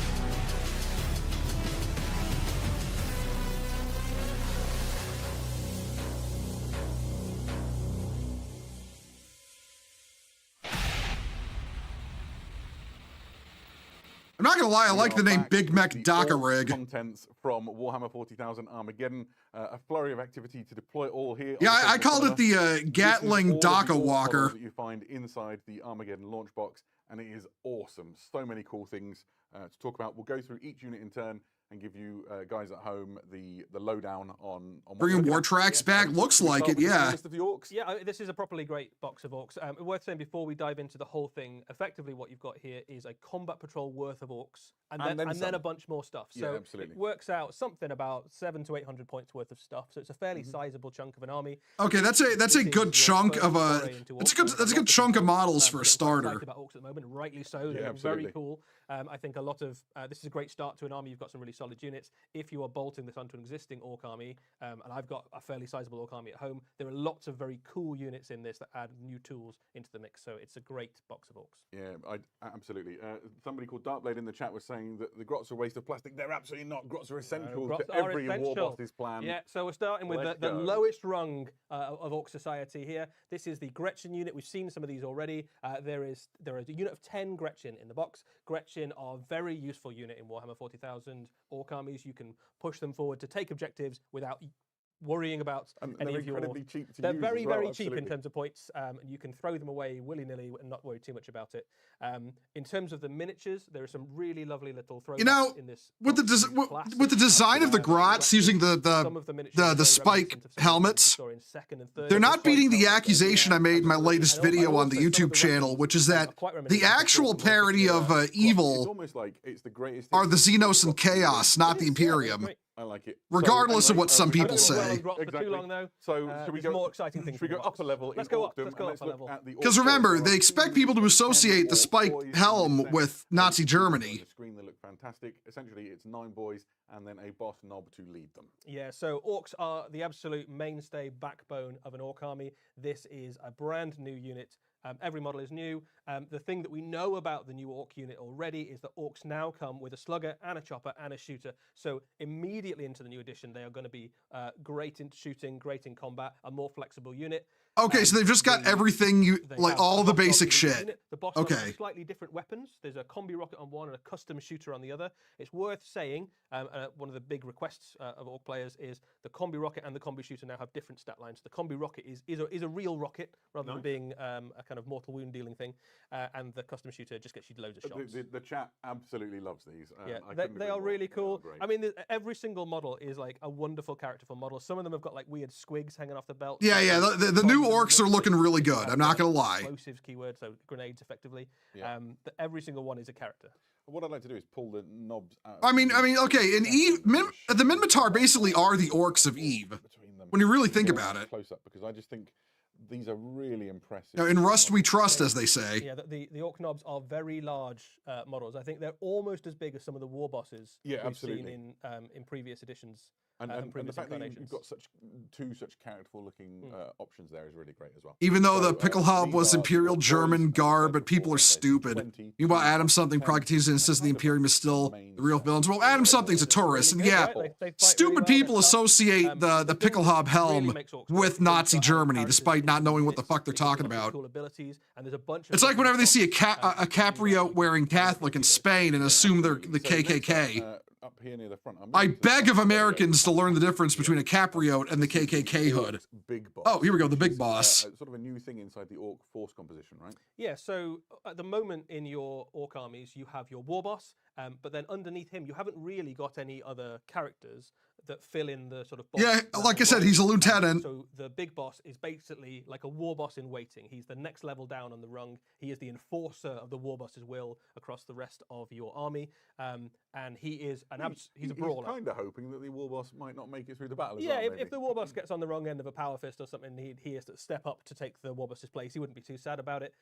But in game terms, he is a really useful little piece because you put him in amongst either your boys or your knobs, something like that, and he makes the unit hit harder. He himself is a wrecking machine in combat, but he gives the whole unit +1 to charge and also sustained hits. So you can imagine that on a big unit of boys or a big unit of knobs or something, charging into an enemy unit. It's going right, yeah, Orc Lieutenant, that's what he is. Orc boys, and the answer is no, he's an absolute unit. He is. Let me stick an Orc boy alongside these guys and you'll get a sense for just how... Yeah, he stands a little bit taller than the knob leaders in each of those boys units. Yeah, absolutely. So, next up, if we've had the big boss, we should do the guy on your side, Eddie, which is the banner knob. Yeah, another one of the leader units in the Orc force. This is the banner knob. War banners, of course, have been part of Orc armies for kind of since Orc armies started. Every war boss needs to have. Okay, so now, so the Orcs are getting lieutenants. This is a beautiful model. And so ancients. Model, do they count as Space Marine lieutenants and ancients? You know, for the meme. Customize it to your own Orc force, right? So it's got sculpted on details. You can see there. But there's the spaces left that you can use the decals from the decal sheet to theme it after your own clan and give him the sort of markings and glyphs that you want to reflect your own war boss and the force elites. Yeah, so this one here that's been painted by the heavy metal team beautifully uses uses the decals, uses the Goth decals. There will be Calgars of them before the stream ends. Castle Yes, more than Noir likely. somewhere More else. than likely. But you also All have a things nice will black become base set, Calgar. other decals, Calgarnization is a major or you can threat to paint your own, humanity. And then you've also got some sculpted on bits. In terms of At the end of all game, things, all things will be it has Calgar. the support rules. And What that Calgar will be all basically means things. is that if you have a unit, you can have a leader unit in it, something like a war boss or a big boss. Yep. You can also have a support model, something like a banner knob, so you can have 2 characters in the unit at the same time. That gives you access to loads of really cool combos. You can have one of each. The combos that this guy puts onto your units is that it gives the unit a 5-up invulnerable save. So basically, they're so inspired by the presence of They're the... just shrugging off bolt wounds. Yeah, so inspired by the presence of the War Banner, they just shrug off even debilitating lethal hits. And then when the War is active, he also gives them +1 toughness. So that unit of even basic boys is going to be shrugging off even things like heavy bolter fire very easily. Absolutely. Okay, that's neat. That's neat. I'll stick an orc boy again. Orc boy for scale. Yeah. There we go, boy for scale. So again, a very big, cool, impressive model. Would probably stands behind your war boss. Absolutely, yeah. In battle. Out of trouble, but near the front lines. Something like that. So next up, then, let's show the Pain Boy. This is essentially a battlefield medic / doctor for your orcs in the loosest possible terms. medic Yeah, is a generous term. I'm liking the Pain Boy. First off, the He model looks is very cool. fun, right? So this is, I think, the first. Like, it time, looks like he stitches with himself Pain together Boy, every day.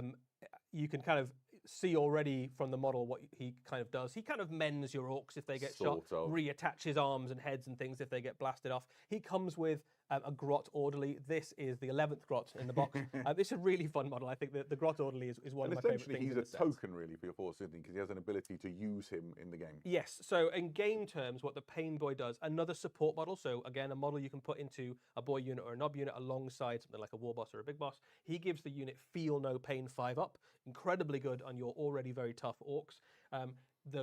The Nurse Grot Orderly that's with him is effectively a once game. No, it's like bring back bodyguard units when you're going into oh man, no, there's some jokes I can make. I'm not gonna make them, but I can make some jokes right now. Believe me. Limbs back on at that point, or putting squigs into empty. Or maybe the Grots run off to get some spare parts, and he's just come back with them, something like that. Yeah. So here they are at the front of the force here.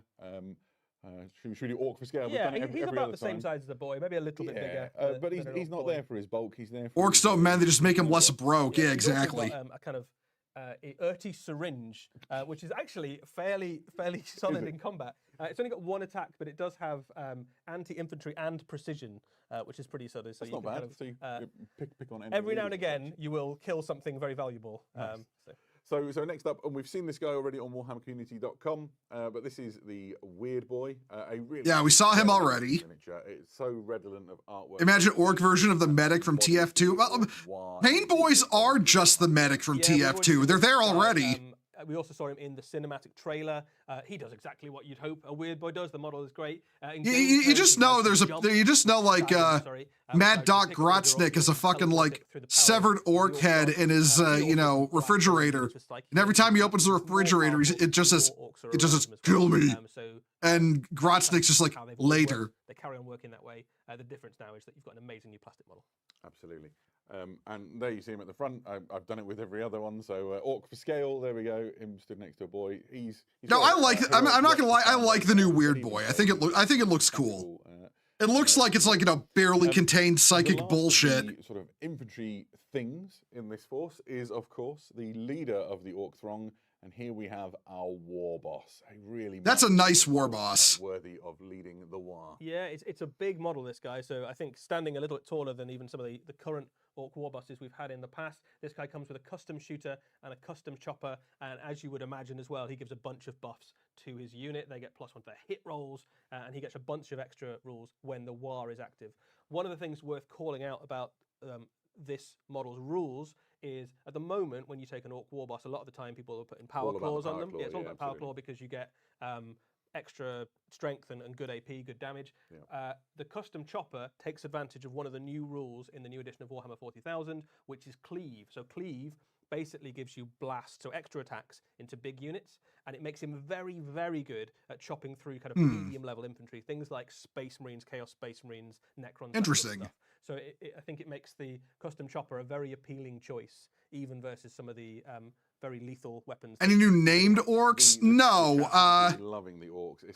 There's new Pain Boy. Big boss. For scale, you get a set. It's almost twice as high as and you know, orc with a orc with a banner. An absolute bruiser. Yeah, fantastic. There's two new vehicles though. Okay, one's a redone vehicle, one's brand new. Of the transfers, well, exactly. All those decals are gonna. Oh, I nearly stuck him in with the boys. Don't do that. I mean, he could lead them. Price is whatever you expect plus 25%. No, that's too low. 50%. The infantry units. Minimum. Still more to go. Probably Let's 75. check out the first of the vehicles with this force, which is the war track. Yeah, so this is a returning unit for orcs. They've had war tracks in the past. They had war tracks back as far as 2nd edition, I think. This is a fast-moving orc fire. Yeah, Ramen. He's invisible. Since its last incarnation, it comes with a custom shooter, but also a rocket launcher, and that's really where the damage comes out of this thing. Rocket launcher, quite a tasty number of attacks. D3. That is a nice-looking war track, though. 10 and 3 damage is pretty solid. That makes it very good at popping things like elite infantry, and also you can punch up into even vehicles and things like that. It would kind of accompany things like your speed war, your bikes, that sort of thing. And there wouldn't be named characters in a starter set steel. Fast-moving orc elements. They generally don't do that. They've only done that like once in like 6th edition. Very carefully. I always get very nervous holding heavy metal models. You can see all these little sort of dints inside the footplate that the knob on the back is standing on. Those, I'm pretty sure, match the hobnails on his boots for giving us some extra stability. I've been looking at this kit trying to work out all the secrets of it. One of the things I wanted to do was, I'm old enough and grey enough that I remember when war tracks first emerged and we hunted down an original war track, and I just wanted to put it next to it for posterity's sake, because it's like, I remember seeing that. Yeah, that's a glow up. Thinking it was just the bee's knees and super cool, and it's still that's a glow up. Charming. But the new one is such a glow up. It really does show the way that the miniatures design team in the Warhammer studio have just evolved their skill set and the technology available to them to make incredible. The audio actually works this time. Yeah, I'm surprised too, Alec. Not gonna lie. Yeah.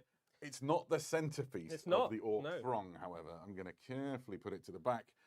The biggest thing, the biggest gun, is absolutely the Big Mech Daka Rig. So this does exactly what you would think it does by looking at it. It is an Orc Mech's prized possession. It is an enormous walking cannon piloted by a Big Mech. You saw it in the... Yeah, that is an incredibly orky vehicle. Blasting through Space Marine forces. It has a formidable amount of firepower in the game. It's got a blitz cannon and a set of rocket launchers. The blitz cannon kicks out a whole bunch of shots. It's got heavy and sustained ones, so surprisingly accurate for an orc shooting unit. It also gets extra shots when it shoots into smaller enemy units, so because it's not a monster or a vehicle, you get a bunch of extra shots. The rocket launchers underneath it as well also get some fairly respectable firepower too, and then the whole thing is on a very durable frame because the Big Mech has also brought along a force field, basically. Yeah. So on his back, you can see it here in this picture, he has his force field projector to protect him. The model is just replete with details that are worth talking about. I love all the cabling that hangs underneath it, the sort of ramshackled nature of the orcs. We'll see how it scales to a Redemptor. It looks like it'll be about the same size, honestly. Orky indifference to health and safety. He's literally flanked either side of him with these enormous Prometheum tanks, which are totally exposed to enemy fire. When I spin it back round and you look for those red bits, like, he is absolutely catching stray rounds. Oh, you haven't considered the no-what's of the force field, though. That's what the force field is for. So. Well, I guess so, and it better work, because otherwise he's in trouble. This is firepower on legs, and I absolutely love it. I've bought some props in. Somebody in the chat has called me out and said that that's not the original war track, by the way. And you're right, that is a Gorka Morka era war track. Couldn't find the original one. If you imagine, the Warhammer archive is like going into something from like a spy movie and looking through thousands of models on shelves. And I found the first really old war track I could and used that. So fair play, good eyes. You score 1 nerd point. Here we see some other orc walkers. So we have a Killican, a Death Dread, and they're stood next to the Daka rig. Gives you a sense of its place within. Yeah, I think it's absolutely Redemptor sized. Absolutely, you could imagine that the Daka rig works perfectly well alongside any orc army marching alongside your boys, but it fits in very nicely if you have a Dread War. If you've got lots of Death Dreads, lots of Killicans, you can imagine if you have an orc mech who particularly likes building dreadnoughts, that he would want to accompany them into battle, and the way that he would do that is in the back of one of these Daka rigs. Absolutely. So we have essentially, I think, shown you the orcs. There are a few questions about how the orcs scale with some of the other things in this set. I'll keep a few of these to the side so that when we show you the Space Marine half of things, I can do some size comparisons with other things in the kit. Let's have a look now at my favourite half. All right, enough of the NPC box race. Time for the main characters.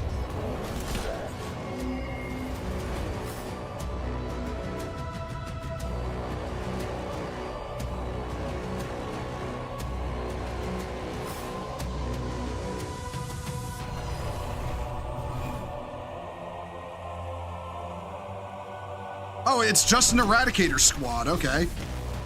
With heavy bolters.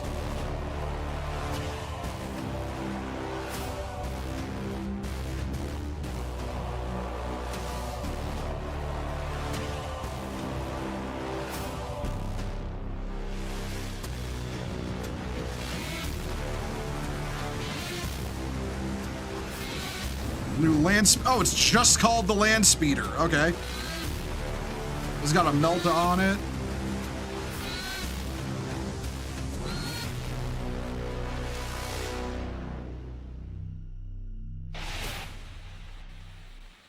Okay, I'm not gonna lie. I feel like people freaking out about the Vanguard vets not looking good were kind of full of it. In front of us now, and yeah, I like the new Librarian. Warhammer 40,000 Armageddon. You know, as much as I can as a Black Templar.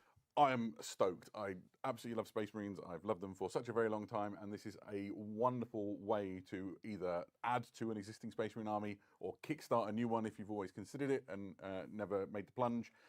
There's a lot here to talk about. Eddie, first of all, overall impressions? Yeah, I mean, this is a great box of Space Marines. This is effectively Space Marines' greatest hits, right? So you've got your solid battle line unit in the intercessors there. You've got some fast-moving assault things. You've got your kind of Devastator equivalent with the Gravis heavy bolter troops. Obviously, you've got a great vehicle there to give you some fire support, and you've got all the classics in terms of the Space Marine commanders. There's the captain. It's kind of reminded me of the 3rd edition starter a little bit, which also had a land speeder. Great start to a Space Marine army. Some beautiful models. Wonderful. So let's start with the most straightforward of Space Marine units, if straightforward can ever be applied to a Space Marine, and that would be our intercessors. Yeah, so this is the Intercessor Squad. They are the Intercessors you know and love. The key difference really with this box is the difference and the inclusion of some older armor marks and some older bits into the kit as well, but lots of returning features. So you've got a Space Marine with an Auspex there, all of the touches you'd expect, like the Purity Seals and the icons. They've got relics and various bits and pieces around. One of my favourites, this guy here actually, now is perfect timing. He has his Purity Seal parchment wrapped around his bolt rifle. Underslung grenade there as well. Sort of the combination of the old school with the new school as the primary. Yeah, I like the mixing of the armor parts. That looks really good. Of those classic Space Marine elements being added into the armor. The relic box there, for example. I love Intercessors. I have 30 of them inside my Dark Angels army already. These will just find a home alongside their Battle Brothers. I can't wait to get my hands on them. One thing to note there on the Sergeant, you can see just on his waist there is the Armageddon campaign badge. That is a recurring feature across lots of the models in this set. And on the decal sheet. And on the decal sheet, this basically the Space Marines that take part in the Armageddon campaign are allowed to wear this badge. Other than that badge noting them as part of the force retaking Armageddon, the models in this set are chapter agnostic, so you can paint them as any chapter that you like. So, Adam, you've already talked about your Dark Angels. I'm eyeing up some of these to put into my Space Wolves force. Also an excellent way to start a brand new Space Marine army. Yeah, so I saw a question pop up in the chat which said, are the shoulder pads attached to the arms? Yes, they are. There's no sculpted detail that delineates any particular chapter, so you can use any decal or freehand that you want. But these are push fit models, so everything. Had to take a screenshot there for a minute because I noticed something. These are the ones which, for my money, is perfect because I like getting my models built as quickly as possible and then putting extra bits and pieces on them and then using them. So those are your intercessors. You've got a few options. It's worth saying. So that's true. Some of the heads are separate on the majority of these. Yeah, they sort of have those sort of guide pegs, but snip those off and you can change. Yeah, you could quite happily swap the heads around with these. I'm going to be honest. The Sergeant. I don't mind if the starter kit ones are push fit. But what bugs me is when the shoulder pads can't be removed. Like I do.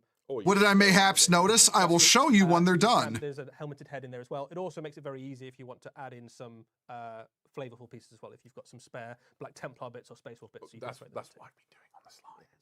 Perfect. Right, so that is the intercessors. next unit up then we should look at, and these are a contender for the most exciting thing for me. These are the Space Marine Eradicators. I'll move them to the front while we talk about what you can see on the screen. Yeah, so Space Marine Eradicators. We've seen Eradicators with multi-melters before. This is the kind of opposite end of the spectrum. Heavy Things you might bolters. want to kill. These are Eradicators with heavy bolters. They are in Space Marines in Gravis armor. Gravis armor, of course, very durable. Each one of these is 3 wounds each and toughness 6, so they take some killing. In terms of what they do for you in the game, they are very, very good at killing lots of enemy infantry. You know what heavy bolters do, but these guys have an extra, little trick, which is if you target an enemy unit that's not a monster or a vehicle, they get blast. Now that basically, it's okay. Stations. They just absolutely flood a region of the battlefield with heavy bolter shots. So heavy bolters with blast. That's crazy. Of enemies like big units of orcs. If you've got 3 of them and you're firing into a mob of 20 orcs, you'd get an extra 12 shots. So you'd be from hitting 21 shots at that point? So you get 19. So you get 3 right. shots each for the heavy bolters. Yep. They also have heavy, so you could be hitting on 2s if you wanted to. And they've also got sustained hits. So you can imagine the amount of firepower. Okay, yeah, these things are just they're just a bullet hose. Absolutely horrifying. So you imagine a few units of these, and you could just remove an enemy horde army fairly quickly. Wait, does one of them have a firstborn helmet? Lined up at the front. I mean. Oh, he does. Yeah, I just noticed that. That's based as hell. Yeah. Than the Not much taller, but wider. Yeah, there's a lot of chunk there, which is useful for stopping bullets and carrying big guns. Yeah, I really like these. A few things to call out about the kit. Obviously, you have a unhelmeted head there. There's an option in the box for the sergeant to have a helmet. I really like the Mark 7 helmet. It's a Mark 7 helmet you get in the box. Yeah, I really like the front of the heavy bolters. There is a nice big shield plate on there to add in detail. You can see the heavy metal team. I'm liking the heavy bolter Gravis dudes on the front of that one. But if you've got now, all we need is plasma and a last cannon, and we got the whole team back really together. Cool, in a bunch of different chapters, kind of leaning into either a very heraldic design or kind of whatever your Space Marine chapter is particularly known for. This one I've singled out. You might be able to see it if we can get an angle. So that Gravis armor has a distinctive sort of helmet shape with extra sort of components around the side, and here you can see it has been adapted, so Mark 7 helmet's got that treatment. It just looks really cool. I get quite nerdy about those. That is straight up. Yeah, they adapted the bits of the Gravis armor to a Mark 7 helm. That's cool. I mean, sure, but I was going to say maybe Imperial Fists. They'd fit in really nicely, right? So if you want a really solid, dependable unit that can stand on a wall somewhere and just blast hordes of enemies that run towards them, they would look excellent. And there's lots of use cases for them as well. Like, when you're fighting huge hordes of gaunts or whatever, if you're... I mean, nobody wants blast heavy bolters shooting at them, really. Like, I can't really conjure an infantry unit that would like that to happen to them. So the next of the units in this, let's look at the Vanguard veterans. We've seen a Vanguard veteran already this week. We've seen one Vanguard veteran, but this is I like the Vanguard vets. In the cinematic trailer, they look good. Dropping up some orcs and chopping through the Dakar rig. This is the whole unit. They are effectively they do for intercessors what Sternguard did for intercessors for your assault intercessors. They are the hardest hitting. And they got they've also got the armor mixing too. One of them comes with a master crafted power weapon. They all have heavy bolt pistols. In addition to that, they get lethal hits when they charge in. So the master crafted power weapons make them very good going into enemy elite infantry. And because they get lethal hits when they charge, they can even punch up into things like vehicles and monsters quite happily. They get even more lethal when you start adding in things like a jump pack chaplain exactly. or something. Yeah, those look good. Those look good. A really great dynamic looking squad. People really were freaking out over nothing over the one they previewed. Off of rock, those look really good. Forward. Really conjures that bounding, leaping motion that we associate with the way that jump pack are equipped troops leap into battle. There's some fantastic posing. If you're a Dragon Ranger, all the starter kit guys are push fit, but the final kit they release into the in general will not be. The rocks on them. The rocks are all sort of Armageddon themed. So Armageddon's got this sort of like very jagged wasteland landscape sort of vibe to it. So all of the rocks that all the characters are standing on kind of fits into that, and there's loads of that depicted in the artwork of the Armageddon sets. They're very cool. They'd look, I think, excellent in Raven Guard. Obviously, really nicely. Yeah, no. They look best as Black Templar jump infantry. Fast attack component is going to get a real kick out of those. You can imagine bounding alongside White Scar's vehicles and bikes and things, couldn't you? Next up then, let's look at some of the heroes for the Space Marines who are in this. Let's start with the Ancient. I'm a big fan of banners, so this one is near and dear to my heart. Straight away, I'm going to call out the fact that the banner has got loads of sculpted detail on it, and this is an Armageddon campaign banner. The Space Marine chapters that turn up to fight on Armageddon as part of Operation Imperator have been issued or made, I suppose. There we go. These banners that show their commitment. I noticed it again. So a lot of this detail. I'm noticing. Orc skulls inside the flame, the word Armageddon inside that scroll, the Aquila holding that circle. It's all sculpted detail, which will make it very easy for you to get that fantastic sort of paint job on it. The center of that circle is clear, as is the center of the star, so you can put your own markings on. So here you can see Blood Angels and a 5th Company mark. You think you're catching what I'm noticing? Showing your Templar's Crusade. Don't say it out loud yet. Let's wait till after this. They've revealed everything. Already sculpted detail and the opportunity to add touches onto it. I think this is really cool. I love the fact that this is super themed to the events of this box set. Loads of Space Marine chapters have taken part in the Armageddon War, so loads of them would have the opportunity to take a banner like this with them. You get a couple of. What am I noticing? There's the unhelmeted. You know, fuck it, I'll say it. A helmeted head, which I believe Female is Space Marine heads again. It's quite a nice Mark 7 helmet with a little skull on top. Yeah. There you go. So yeah, a very, very cool banner. And Female Space Marine heads again. I'm noticing it again. And here you can see him at the front. One of them was the Sergeant on the Intercessors, and the second one is the Ancient. In game terms, he increases the objective control of the unit he joins, and he also personally gets. But they're directly calling them he. They're almost making a note of. They're almost making a note of calling the unhelmeted models that look like them he. Absolutely, just conjures that when you put him on the battlefield. And if you've got, they're being very direct about it. At least one. Yeah. So from the Ancient, let's go to the Librarian. So Librarians obviously are the psychic weapon and protection for the Space Marine chapters. Okay, this is a much nicer Librarian than the one they currently have. One of the first things I want to call out is the way that they've used the surface detail of this model to sort of inlay intricate sort of runes and patterns and things to really lean into the sort of mystical. That looks way better than the current one. Nature of the Librarius. Yeah, so we saw this for the first time on the Terminator Librarian that came out. He had a similar sort of thing, but the size of the Primaris models basically has allowed the sculpting team to add in lots of extra kind of esoteric details. And you can see there on his leg, you can just paint it as blue if you want, or you can kind of make it glow. Some really lovely opportunities to show off your painting skills if you want to do. And this is exactly the Mac Tech. That's what I'm thinking. So basically, they had the sculpts ready. Saw what happened with the female Custodes and pulled back, but they still have to release the kits. Another Space Marine Librarian that was made in plastic a while back.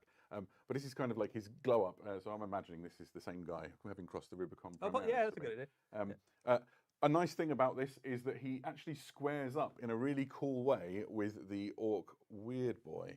We were talking about this before we came on air, and see if I can capture it. But essentially, if you look here, the rock formation. That the Librarian squared up like he's going to give you a brain blast. The psychic energy, and then the Orc Weird Boy on the other side. It's like you can almost see the sort of unseen. Yeah, it's the old kit from 8th edition, but it is a much better looking model though. Like it's actually just a straight up design upgrade. Will buy it because they want a Space Marine army or Orc army and put it on the battlefield. But there are people who just want to paint really awesome models, right? Absolutely. And if you want to paint a diorama, this is a really cool one to kind of put together. The base is already sort of built in for you.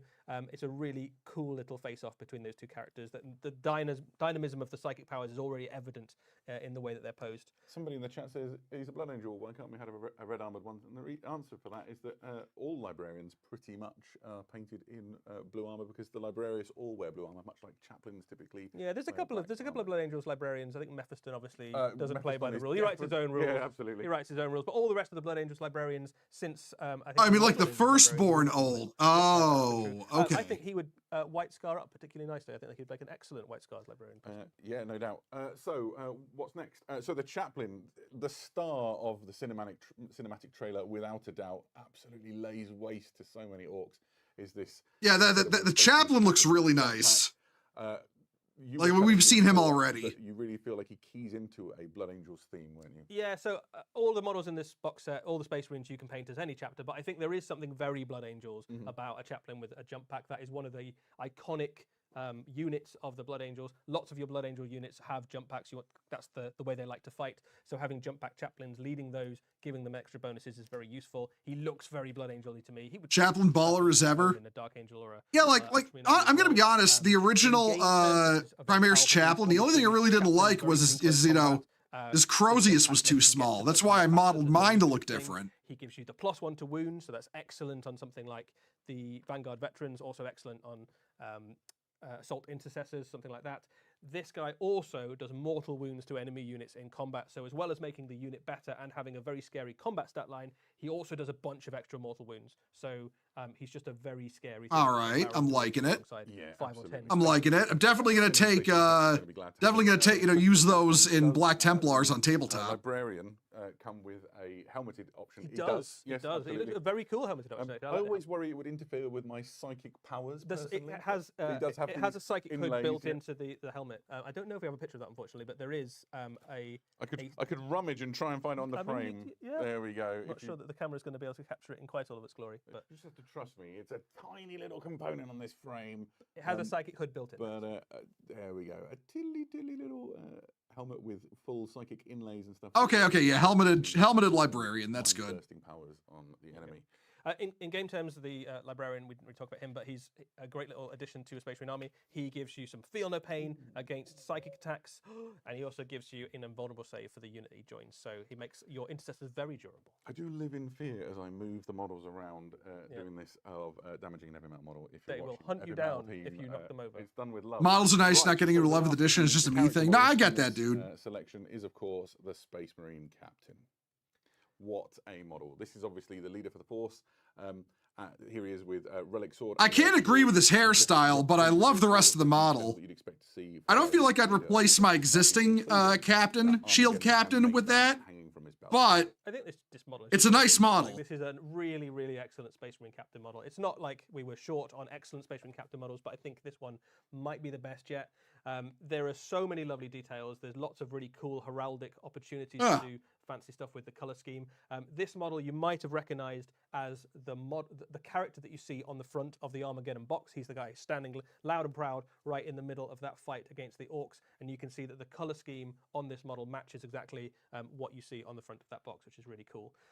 There's some the models will be released separately soon after, I guess, or you can get them on eBay without buying the full box. Yeah, you can do that. That's what a Space Marine Captain does, right? So you get to use your stratagems for one less command point, and then once a game he gets his finest hour where he gets devastating wounds and a bunch of extra attacks. So you can either have him at the heart of something like a Blade Guard unit, just different form of bald. I mean, yeah, listen, Space Marines are all about being bald. Or you can add some real combat punch to something like an Intercessor unit. Yeah, the chat seems to really like this guy. He's great. They are right. Correct, chat. I completely agree with whoever said it. This dude slaps. I'm with you. I found that's a damn nice kit. The captain actually comes with 3 heads options. I've built it as you see here with the hair that I wish I had. But you have a bear head. That's no helmet, not an animal in the woods. You also have this Mark 7 helmet with the Laurels of Victory on it, and then you have another helmet which is a Mark 10 helmet with a crest running front to back. So particularly good for. Okay, 3 head options. That's good. Yeah, what's really nice about the captain, I think, is because everybody wants their captain to kind of embody the chapter that they're in. You've got one there with the crest. I think would look really good, as you say, as Ultramarines. I think would make an excellent Imperial Fist as well. Absolutely. The one with the laurels, I think, looks very Blood Angel-y. I think that would look great. Or if we wanted to do like a Black Templar or something like that, I think he'd be great. And frankly, if you buy any Space Marine kits that are chapter specific, you end up with enough spare heads and bits and pieces that, like, again, it just attaches via a plug, right? I think that plug if you know nothing else than the horrors of war for hundreds of years, you will bald most likely. Yeah, exactly. Dark Angel head with the wings. Be very tinfoil hat time. GW plan on releasing female Marines, but backtracked when Femstones blew up. So really, but they couldn't undo the models. Yeah. That's honestly what I think happened at this point, Scorpion. I predicted as much months ago, actually. Land speeder.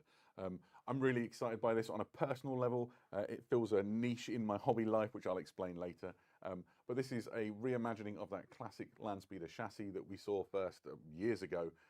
They're so obviously going for the classic Marine thing. On the screen, look at that. Melter, and then you have the Onslaught Gatling cannon, and it's got new weapons on the wings, right, Eddie? Yeah. So a multi-melter onslaught Gatling cannon on the front. You've got Storm Fury missiles underneath. They basically add a little bit of extra anti-armor punch. So if you want to use this as a tank hunting, Okay, so yeah, Gatling cannon, multi-melta, anti-tank missiles, which are basically crack missiles. That makes it excellent at hunting down enemy vehicles.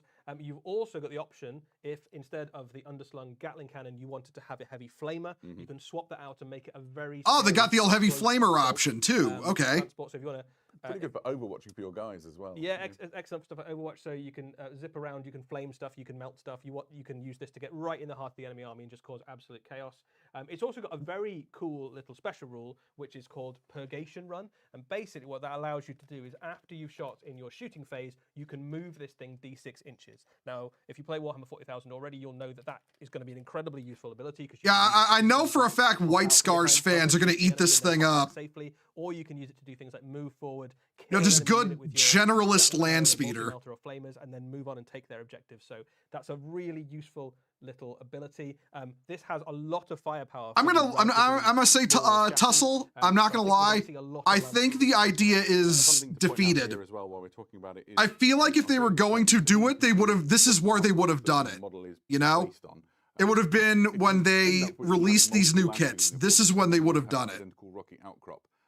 The kit also contains this piece here, which is essentially the sort of the fin that hangs down beneath the land speeder, so you can build them with that and then attach it to the base via like a stalk. Or so you get an extra tactical rock that you can just well, deploy yes, exactly. elsewhere. So I think the expectation. Oh, you don't have to use the tactical rock. Okay. The tactical rock for this, but then if you trade with your friends and end up okay, too, they don't have to be the same if you don't want them to, which I thought was quite a nice feature. I love this. I'm very excited. I'll talk more about it later. There were some questions about the scale of things, in particular in relation to the orcs. So I'm just going to quickly do the orc knob, which I've kept on the side, and stand him alongside just a... They're desperate for the old fans to keep buying because of the modern audience is now... wait, yeah, modern audience is not. That's what these models look like, classic ones. I'm gonna be honest. I feel like they did the classic look thing to kind of like. About the same size as the Orc Boy. Okay, yeah. I'll conspiracy post after the reveal. After the reveal. Wide, so they are chunky orcs. The other thing to say, I suppose, is you'd mentioned the idea of a dual piece. We'd already talked about the Weird Boy and the Librarian. So here is essentially the face-off that you can make with the Space Marine Captain and the Orc War Boss, and they do just look great going up against each other, sort of capturing that scene in the, needs fighting game health bars, but you know what? Yeah, that looks good. Yeah, I like again, that. The bases there that you can get the idea that the rocks are sort of part of the same rock formation. They're designed to go. Imagine they have a slightly bigger base. You could put them on and make a really lovely little diorama together. Yeah, it would actually be a nice golden demon entry. Yeah, I think we will see some probably. No kidding. Right. So that is all of the models from the Space Marine side. We've done the orcs, so that's all of the things that come inside Warhammer 40,000 Armageddon. We've talked a little bit about the fact that you don't have to paint these in the colours of the models that you see here. Blood Angels? And so we've actually got some examples from the Heavy Metal team of other Space Marine chapters that they've painted, and these are using the decals. Okay, Crimson Fists based. And these are also forces that you'd expect to see present on Armageddon. So here is a Crimson Fist, absolutely stunning paint job, first of all, incredible work. Crimson Fist, of course, synonymous with wars against the orcs, and it just looks wonderful. A White Scar, again, the White Scars have turned up in White Scars to join Operation Imperator. And so here is an intercessor. He's got the grenade launcher option. That's pretty handy. I'm glad they've got the shoulder pad without like the rim. And then obviously a Space Marine Eradicator of the Salamanders chapter. And one of the things they've done a wonderful job here, just shout out to the crazy skills of the Heavy Metal team, is painting that sort of lava effect at the bottom on the flat plates to really make use of those open spaces. Yeah, I really like the Eradicators, those big sections on the front of the Heavy Bolter to kind of show off whatever it is that makes your Space Marine. I noticed the Eradicators have stuff like the bonding studs on the leg now. Howling Griffins or something. It would look very cool painted up with kind of any thematic thing. Look great. Absolutely. So here, first of all, we get to show two things. One, which is how much faster at painting you are than me. 4 times faster. Exactly so. And the second is how mediocre our paint skills are compared to the Heavy Metal team. But we wanted to show how much we've enjoyed getting to grips with some of this. So here are some examples of our own models. Here is my Landspeeder, and I'm going to wax lyrical for a minute. I brought along a little friend for him, and this is why I'm excited, right? So I've been a Dark Angels collector for a very long time. My favourite thing about the Dark Angels is the Raven Wing and their sort of hunt for the fallen, and that act as the vanguard of the Dark Angels army. Well, he paints better than I do, that's for within the sure. Dark Angels, there's a particular thing that happens with their force organization. So the first company is the Deathwing. You hope they put as much love into Steel Legion? Yeah, same. Typically in squads of Salamander without a heavy flamer feels wrong. Yeah, I kind of agree. In days of yore, At the very least, give him the Meltas, you know? And a Landspeeder well. for 10 men. But with the Primaris era, I got very excited by the Outrider bikes and the ATV, but that got to 8. And then when the Landspeeder came along, and I've got one here, actually, I can show you. The Storm Speeder? There you go, the Storm Speeder. Beautiful model. It's 3, and so it doesn't add up in the weird math amount. that I've got going on in my head. You can see how it scales alongside. I like that the new Land Speeder is smaller than the Storm Speeder. Once again, get back to that sort of perfect, magic sacred 10. magic 10 that I seek with my Dark Angels army. So that was the first thing I painted. I was very, very excited to have a Primaris era Ravenwing attack squadron. I yield the microphone to Eddie. Yeah, well, I painted them as well. I've done a couple of Space Marines and a couple of Orcs. I did a Long Fang for my Space Wolves. That's one This is in the colours of the army you took. Yeah, absolutely. I'm expanding that. So it is the Red Moors. I like the detail that on that guy that the magazine is detached, like he's reloading. Otherwise, how do you know which end is dangerous? Quite. You don't know. They also did, because I wanted to do kind of something a bit more heraldic, I did a Stormlord Space Marine. That is one of the chapters that features in Operation Imperator as one of the Space Marines, a White Scar successor, battling currently on the plains of Armageddon. And then I painted a couple of Orc units for my Orc army, the Squigtown Scrappers. First off, I've got the War Boss. I've got a few War Bosses, but I'm looking forward to using the new Cleave mechanic. Honestly, that's a nice color scheme for Orcs. I go up against I them. like it. And of course, I couldn't not paint the Dakar rig, could I? I had a great time painting him, and he's going to lead my Dread mob. I think I've got about 7 or 8 Dreadnoughts, various different types. So he's kind of the mech who made them. Yeah, he's going to be the mech that's made the nice. Dreadnoughts and kind of march behind them, watching his creations as they blast through Space Marine or whoever else forces. Well, there we go. And I'm actually made up because somebody said a nice thing in the chat about my the base on my Outrider bike. very nice. So that's it. I'm stoked. There we are. So I'm just super excited for Warhammer 40,000 Armageddon. It's a genuine enthusiasm because I love Space Marines more than almost anything. So Here's the question: Are they going to preview anything at the end? You've been wonderful joining in the conversation, asking so many questions. It's been really good to have you here. Now is your last chance to get some questions in there if you've got any. Eddie, while I let the chat fill up, what's your favourite thing in the set? Pick one thing. Oh, one thing. Well, I mean, I'm obviously very excited about all of the Orcs. I think they're immediately going into my Warhammer 40,000 Orc army once I can get them painted. But I am actually probably most excited about the lore and background in Operation Imperator. I really like Armageddon. I think it's one of my favourite locations in the Warhammer 40,000 universe.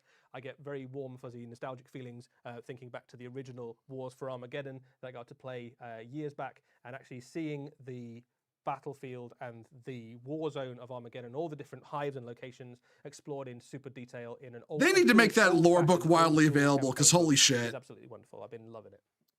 Great. If I was picking a thing, it would be very difficult. My heart says, say, the Landspeeder because it fills such a weird little niche in my own hobby brain.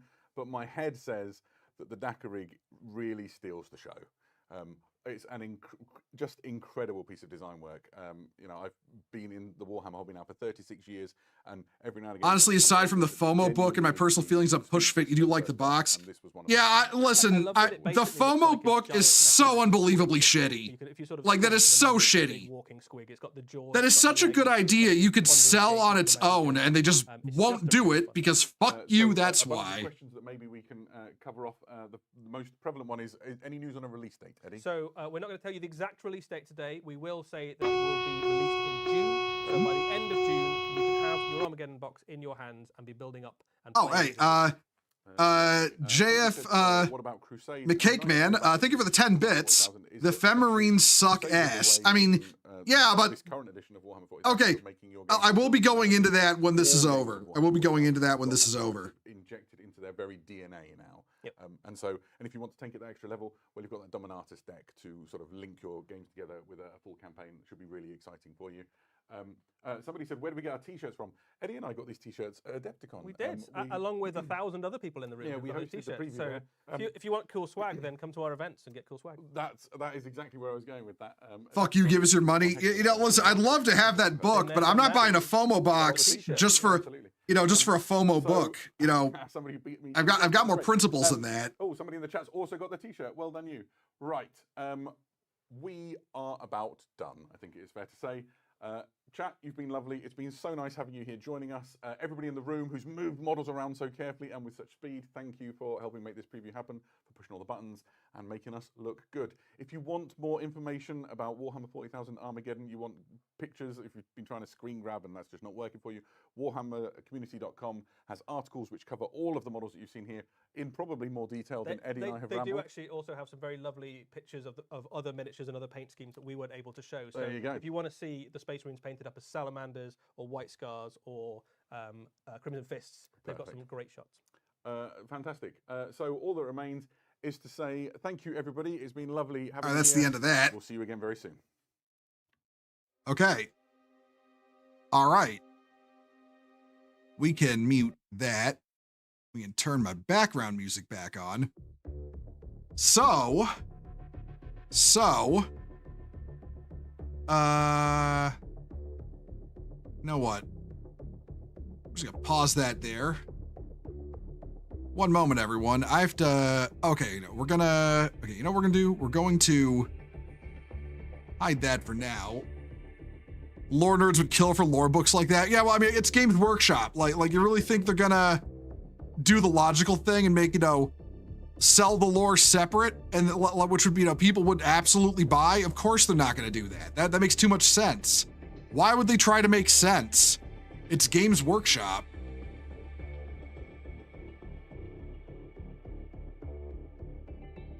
All right, let me see if I can find. No, they have not updated that at all.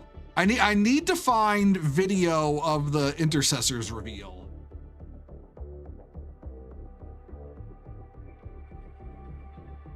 Oh, I think I found it. I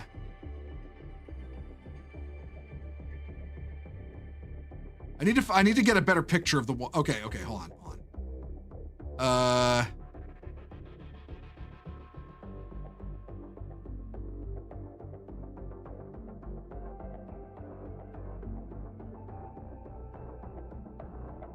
Oh wait, there it is. There's a good look. There's a good look. Okay. Now I want you all to tell me. I want you all to tell me something. Okay? Hey, Ulysses Drakenheart, how you doing? Why is that not going through? It should be going through. Okay. Does that look like a female Space Marine to you? Am I crazy? Hello there. Oh, there it goes. Yeah, hello, Ulysses Drakenheart. How you doing? So, okay, now I want to say this. Okay, full disclosure. They said all of these are male. Okay, so this is not a female Space Marine, but it looks like one. It looks like one. Like, hold on. Let me draw what. Let me find something to show you what I'm talking about. Like to draw a comparison. All right. One moment.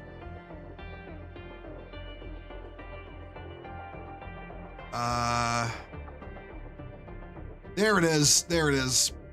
Okay, hold on.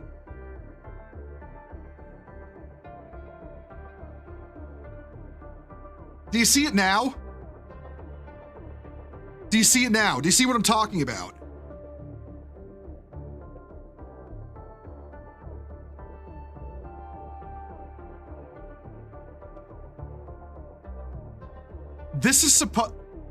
I am fully convinced this is supposed to be a female Space Marine.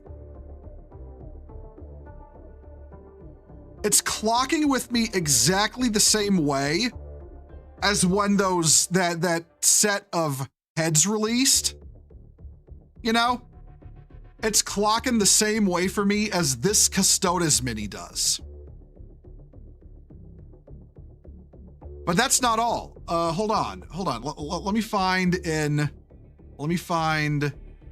I saved that shit to my desktop.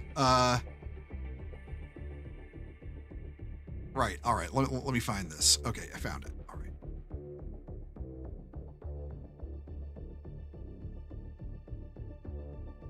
This one too is kind of giving me those vibes.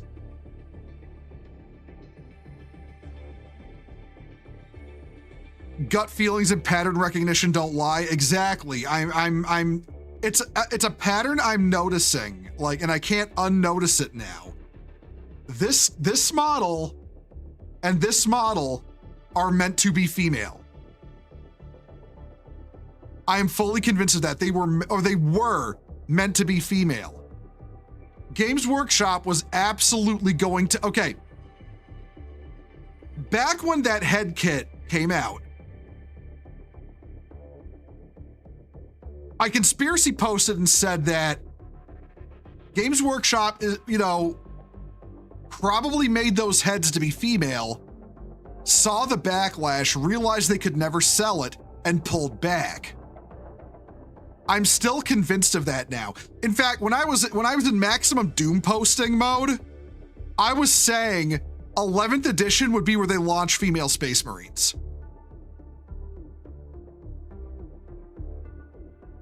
They didn't do it. But I feel 100% vindicated in that belief. They were going to do it.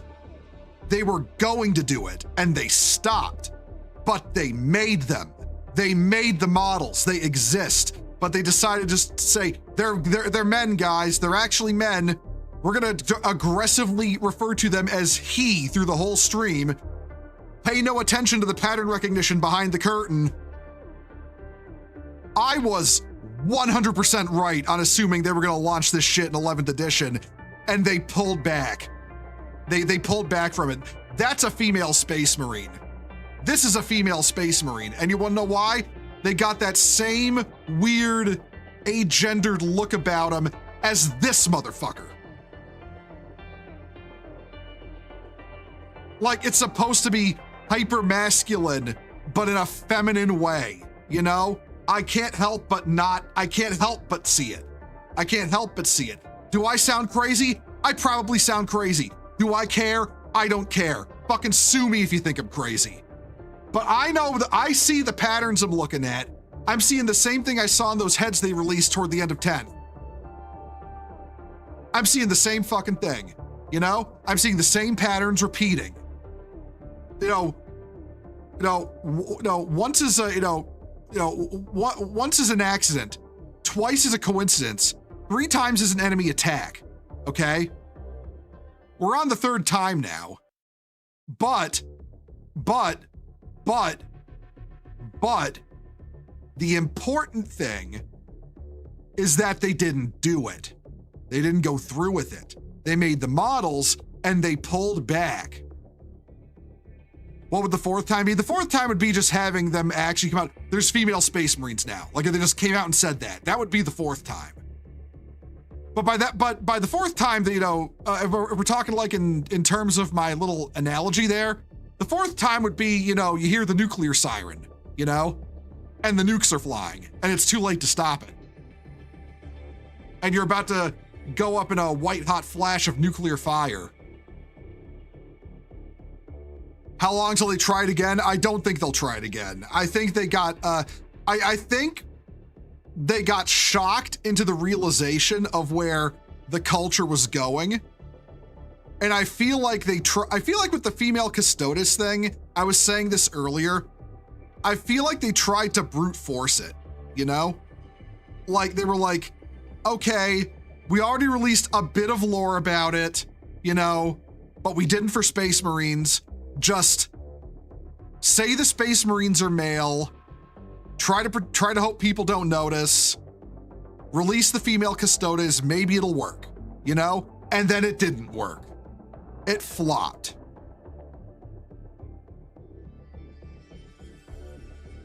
They updated the thing. All right, hold up. Let me go look at that.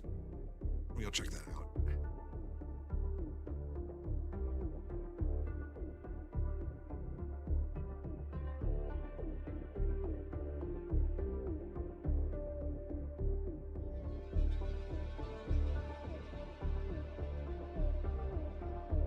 All right, okay, let's find, okay. We got a good look at him and this guy. I don't think these are supposed to be, okay, no. The captain in the trailer was obviously a male, and this is just that character, but a mini. So not that one. That one's got a beard. That one's got a helmet. That's one we saw. This one. Okay.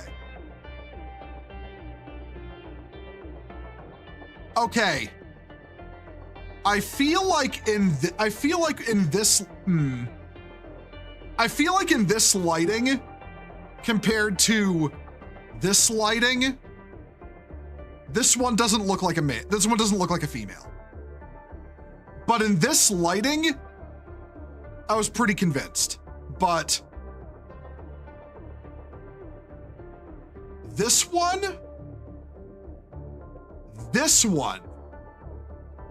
is absolutely meant to be female. Like, changing the lighting doesn't change it. I'm gonna say, guys, I think we dodged an artillery shell with 11th edition, you know? We fucking parried that shit. Like, I genuinely believe that now. And you know, I'm kind of glad, and the reason I'm kind of glad is, listen, I'm gonna be 100% with you. I'm gonna be 100% with you. Yeah, the lore book thing sucks ass, the FOMO lore book thing. But these are, but other than the conspicuously feminine Space Marine sergeant here, I'd probably have to see more, you know, options without helmets.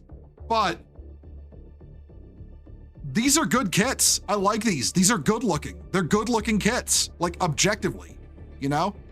And very clearly they don't want female Space Marines to be a thing. So I'm gonna be honest. The FOMO lore book takes at least 3 points off the score.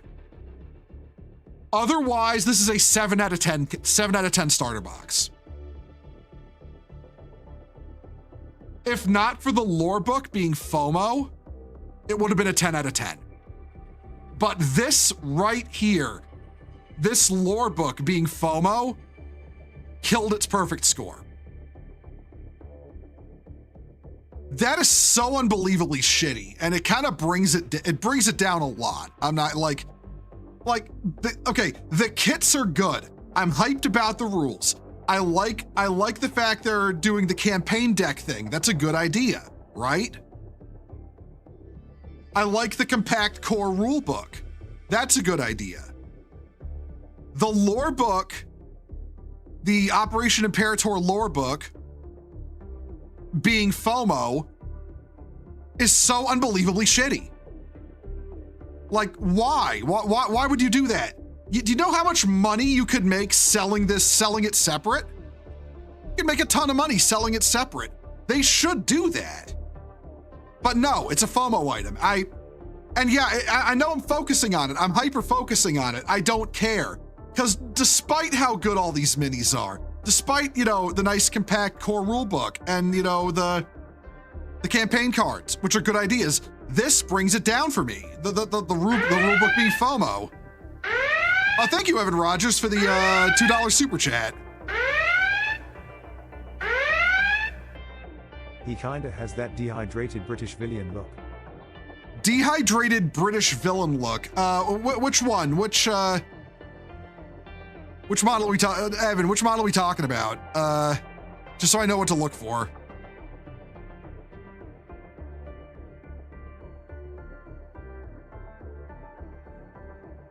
I hope they release the lore book. It's gonna be hard to get a box. It is gonna be hard to get a box. This shit's gonna be scalped within minutes. You know, just quick cutting back to female custodes. I thought that was the funny thing about them because, like, legit, you know what? I've got a meme for this. My meme archives have a meme for this.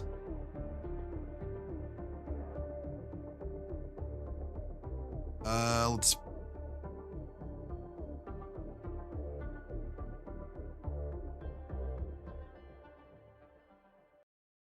I'm just gonna let that, I'm gonna let flop out and steam on the table for a bit.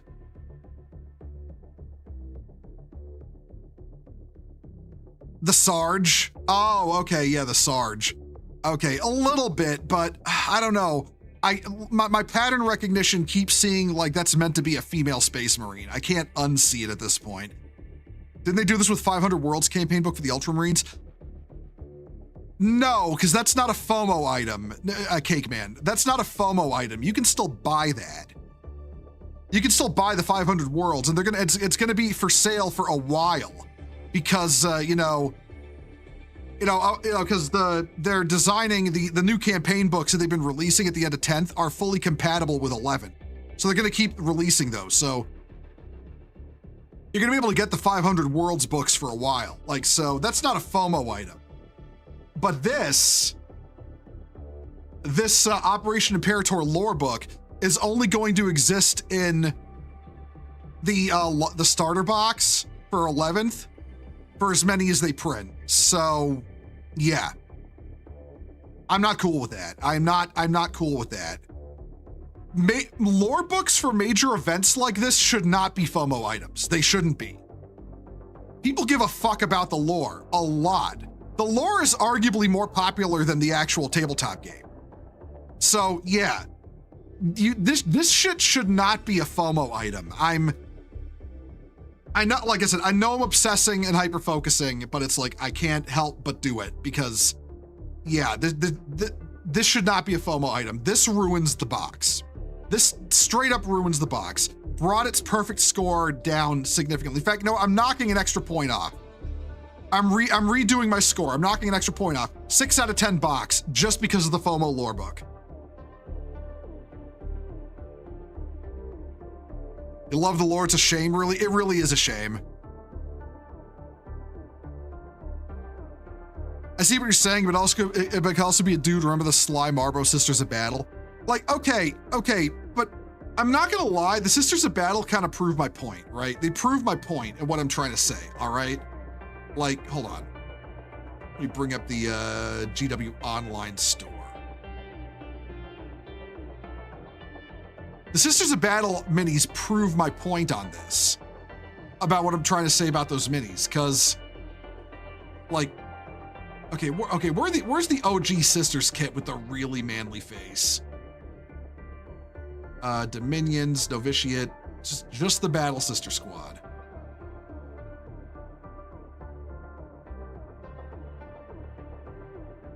Okay, here we go. Yeah, open that in a new tab. You know what? We'll go with this one too. This is another good example. All right.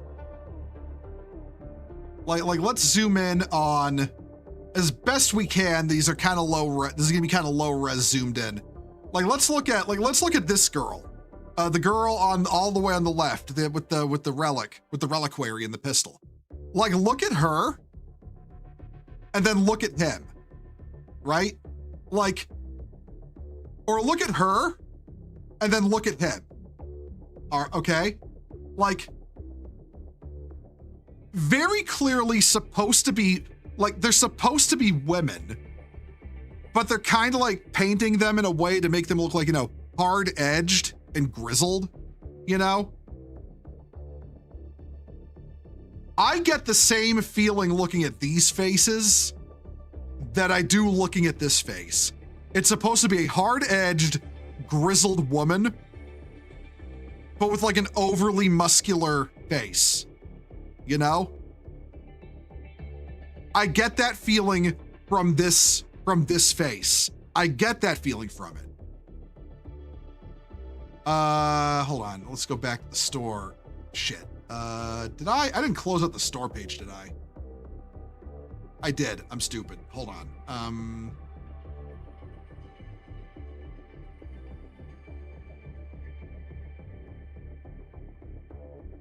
All right, now. Was it zoomed in so much? All right. Now let's look at Space Marines. Just bog standard Space Marines. No one special, right? No one special, just random dudes without helmets. Okay, we'll bring you up. Bring these guys up. I want to bring up the OG Intercessor kit. Hellblasters. This guy, that guy. Where are the OG Intercessors? I really want to show them as an example because they're much older. Here we go. All right. Oh, no, that's Tigurius, so he's a bad example. Okay.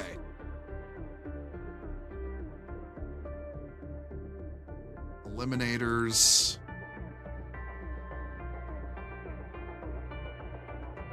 Let's confirm I'm fucking human.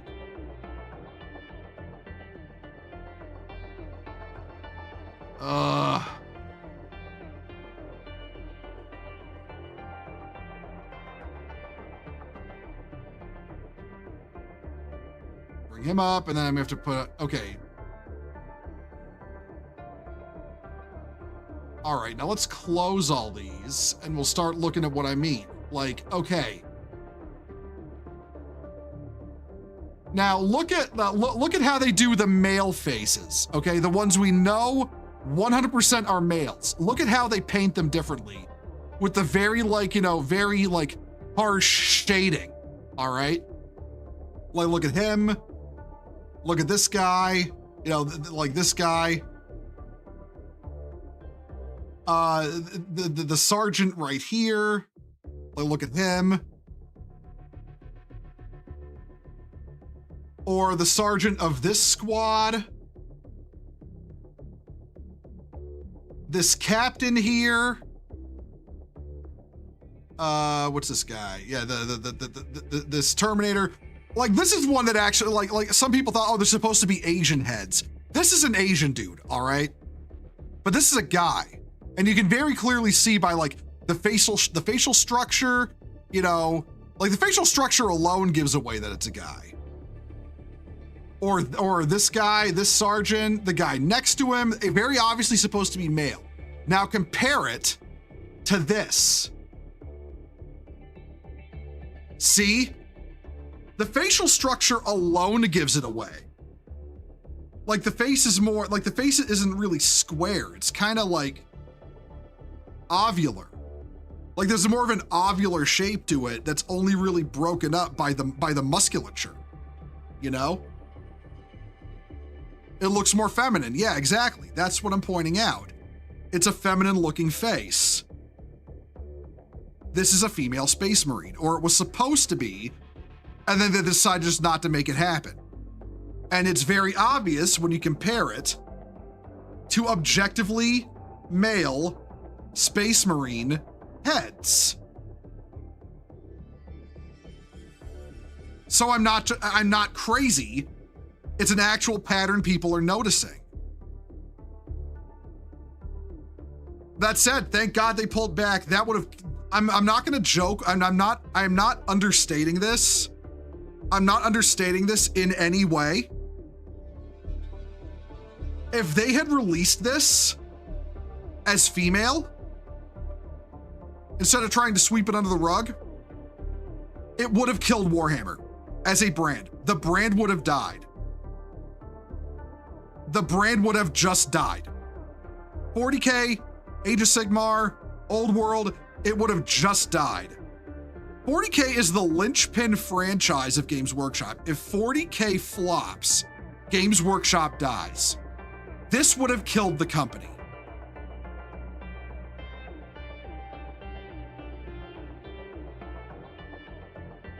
Look at the Terminator's brow ridge and the female Marine. Okay. So this one versus the Terminator. Yeah, look at the brow ridge. You see?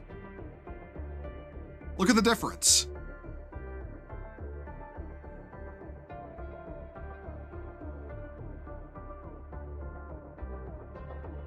Man, you guys have no idea how close we came. You have no idea how close we came, you guys.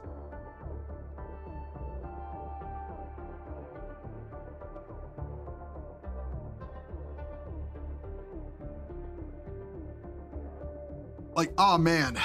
Yeah, like man, we dodged a hell of a bullet, okay? We dodged one motherfucker of a bullet, let me tell you. We came so close, but I'm glad Games Workshop pulled back.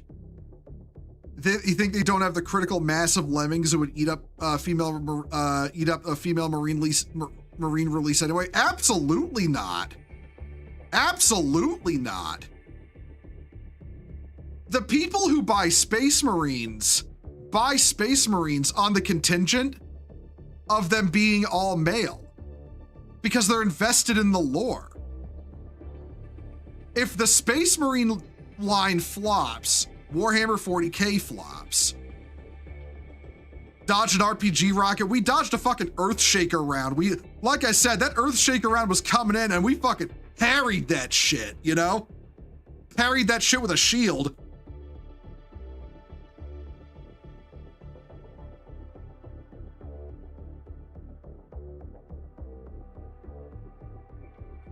Are we only clocking the Sarge? Okay, listen. Okay, Evan, we're gonna need to see more unhelmed heads on the Intercessor kit. We're gonna need to see more, but I think as we see more, it will be only more confirmed. It will be more confirmed the more unhelmeted heads we see. I fully believe that. There will be greater confirmation the further we go along. You know, I don't think Games Workshop is actually going to take that plunge. This would have been the time to do it at the 11th edition launch announcement.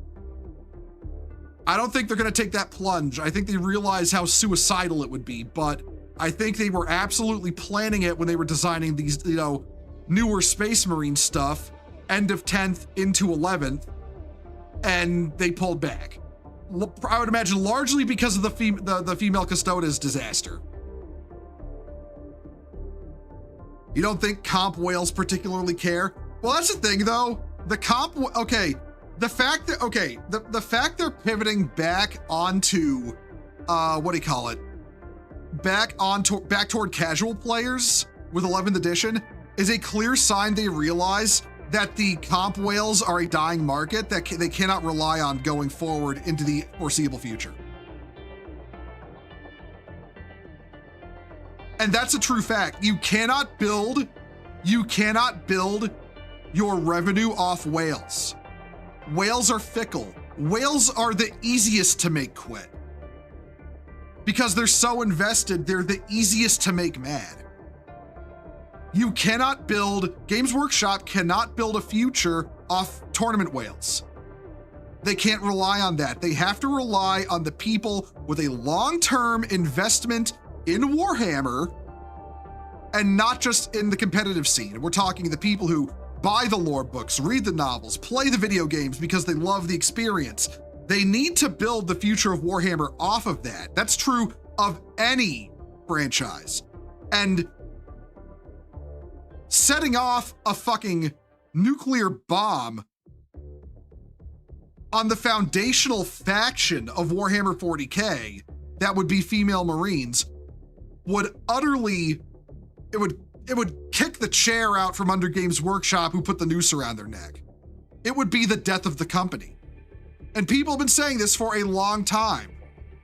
The only people who think female Marines would actually work are people with a political investment in their existence. It has nothing to do with whether people would actually buy them or not. They wouldn't buy them.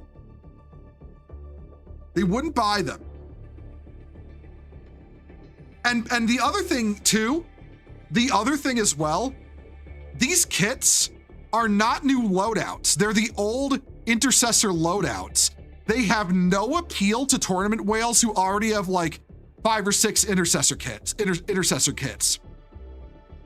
There is zero appeal to these new kits outside of lore reasons because they're mixing old armor marks with Mark 10. That is the purpose of this kit, is lore. They are lore flavored kits. They are not for tournament whales. The tournament whales are not going to buy these kits. People who like Space Marines for lore reasons are going to buy these kits, which honestly, in my opinion, lends more credence to it that they were meant to do female Marines. Because outside of the whole aesthetic changes to the armor, what reason does Games Workshop have to completely redo, and they're doing that, they're completely redoing the Primaris line. Why else would they completely redo the Primaris line? I mean, Games Workshop could have just been content enough to say, just stop bringing up Primaris Marines, right? They didn't have to release a new kit. But they're releasing a new kit. So I personally don't think they were doing it off the mixed armor alone. I think it was going to be the launch vehicle for female Space Marines. Hello, the moronic moron. How you doing? I think these redone kits these redone Primaris kits were going to be the female Marine launch. That was the primary motivation to completely redo the Primaris line. Female Space Marines. But again, they pulled back. They pulled back and realized this would be a fucking disaster. GW needs to remember the lore is what sells the plastic crack. Absolutely. I mean, okay, it's kind of a funny thing when you think about it. One of the reasons that, okay, so, Transformers. Who here knows Transformers? I imagine a fucking lot of you know Transformers, right? At the very least, know it a little bit, right? Do you want to know the funny thing about the launch of Transformers way back in the 80s? They launched it first as in America, I want to say they called it Diaclone. Its Japanese name. I want to say they launched it in America as Diaclone. And then it utterly flopped because they just released it with just what it was, transforming robot car toys. But there was nothing to ground it in anything other than being transforming robot car toys. And it fucking flopped. It was a failure. So what they decided to do was get a bunch of writers from Marvel to create background lore for the toys. Create background lore for the toys and commission a cartoon show. A cartoon show to give context to, to give context to the writing and give some people something to watch. And they also did commission comic books from Marvel. What they did to sell Diaclone was give it lore, reason, purpose, context. And when they did that and rebranded it as the Transformers, it took the fuck off. Because it doesn't matter, like everyone's like, oh, just smashing toys together. Do you want to know why boys like to smash their toys together? Do you want to know why boys like to do that? Because there's a reason these toys want to smash each other together. Toy A has extensive background lore on why he hates Toy B, and Toy B has extensive background lore on why he hates Toy A. There's context, there's story. That is why boys like smashing their toys together. That is why Warhammer is as popular as it is. If Warhammer was just contextless plastic minis, it wouldn't fucking sell. Nobody'd give a shit. But we have this epic tale of mankind fighting bitterly to survive in a brutal future against aliens and demons and traitors and who the fuck knows what else, right? That is why Warhammer sells. Even if they didn't release novels, and if they didn't release any, like novels, comics, and all that shit. Thank you, Kriegsman on Vacation, for the follow. Welcome to the Crusade. Even if they didn't release like Black Library novels and all the lore books, just the very fact that the rule books contain a context for what all of this shit is enough. And that context matters. So yeah, you can't just change the context or, kick the pillar of context out from under, the minis. You can't just do that, and it won't just sell. And especially when you've built up a going on 40-year-old franchise. How the fuck old is Warhammer 40K at this point? Like, was it 1987? Yeah, 1987, I think. Hold on. How old is Warhammer 40K? It is 38 years old. In 2 years, yeah, it is 38 years old. In 2 years, it will be a 40-year-old franchise. And the older your franchise gets, the harder it gets to justify changes like this. You can't make female Custodes exist after, 20 years. The Custodes lore was established was permanently cemented with the Horus Heresy and straight up said women can't be Custodes. You can't change Custodes lore that drastically after 20 years. What makes you think you're gonna change Astartes lore after nearly 40? It would not sell. Rogue Trader was 83. Oh, okay, yeah, okay, well, there you go. My bad then. Yeah, wait, hold on.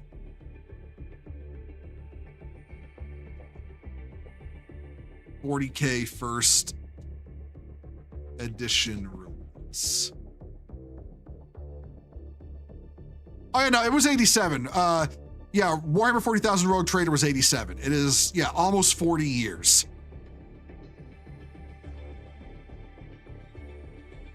I agree, if you don't have lore, then you don't have a setting. And if you don't have a setting, then what's the point of selling your toy? Exactly.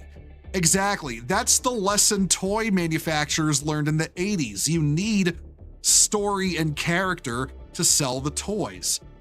The reason you can sell Barbie as kind of just nebulous girl shit with no real story is because girls like that. But you can't do that with stuff for boys. Boys need story and context. They need heroes to look up to.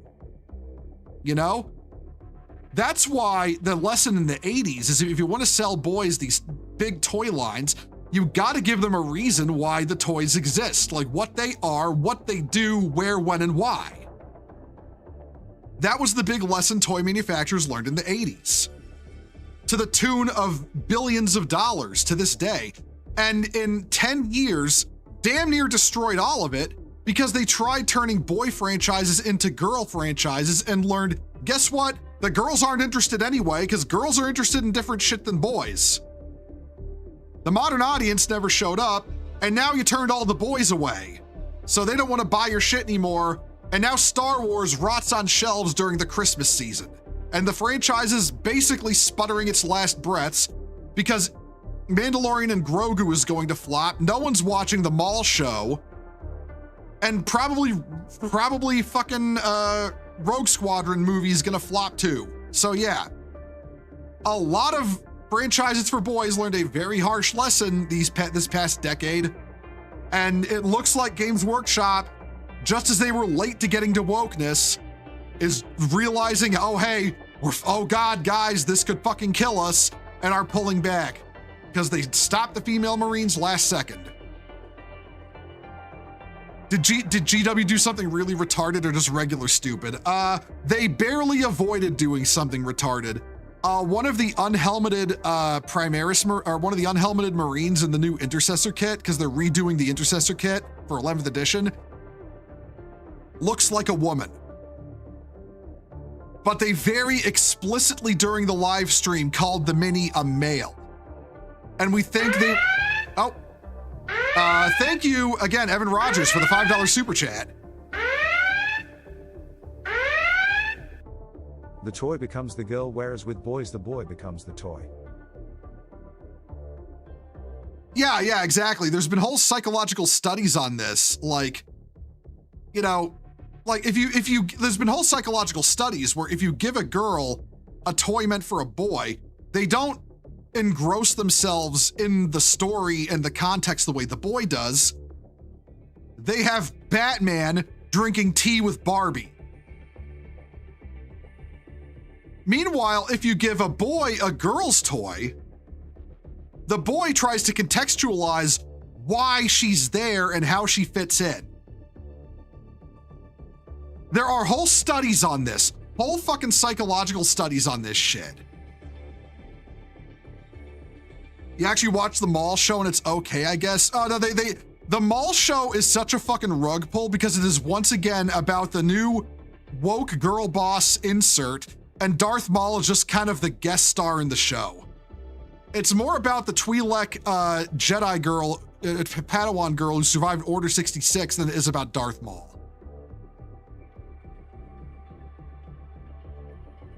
They want Warhammer on the chopping block, just like Star Wars, Star Trek, and Lord of the Rings. I'm gonna be honest.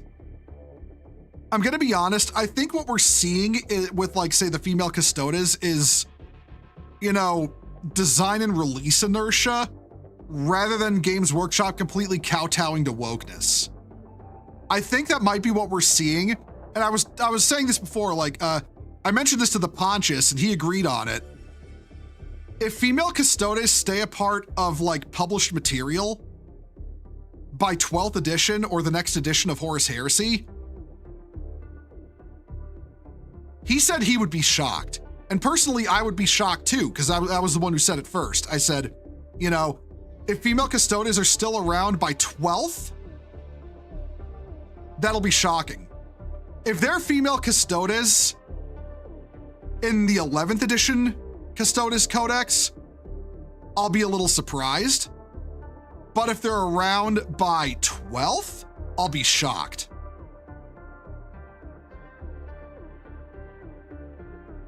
But I'm gonna be honest, I think Games Workshop does want to pull back because they're seeing what's happening. But again, release inertia. They would have been designing these new minis about, like, what, 2-3 years ago? So yeah, 2-3 years ago was, you know, the height of the Biden administration, the height of USAID-funded wokeness via BlackRock. It was the height of all of that, when they would have been, you know, putting hammer to forge, designing the new Custodes, the new Space Marines, you know, the hot button factions for it needs inclusion. So I get the distinct feeling when they were designing these minis, they designed them with the idea they were gonna make them, you know, they were gonna have women in them now. And I feel like they saw the pushback over Custodes. They were convinced to brute force the Custodes regardless, you know, at some point. I believe it was after they released things like the Ultimate Guide, Era of Ruin, and all that. I firmly believe they were convinced to brute force it after that shit came out. But they basically decided to pull back on female Space Marines, probably waiting to see how the female Custodes release went over, and the female Custodes went over like a fart in church. So, yeah. That's kind of where I'm at right now, where I think's happening. I do believe if they don't remove female Custodes by 12th edition, I will be very surprised. And yeah, I'm not the only I'm not the only guy into the lore who thinks that at this point. A lot of people think that, including lore experts. So yeah, that's where we're at. Try to shove down players' throats like Microsoft did with the Kinect to the Xbox One. I wish I could forget the Kinect. Oh boy. All right. Okay. I'm going to go AFK. Nobody go anywhere. I got to get up. I got to stretch. I will be back really quick. No one go nowhere.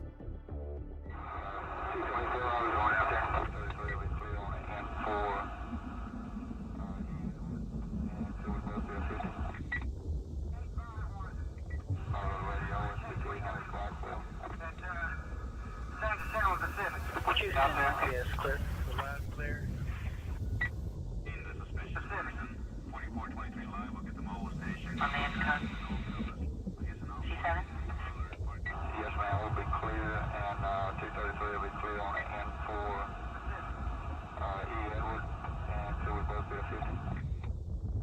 224, I was going out there. 233 will be clear on the N4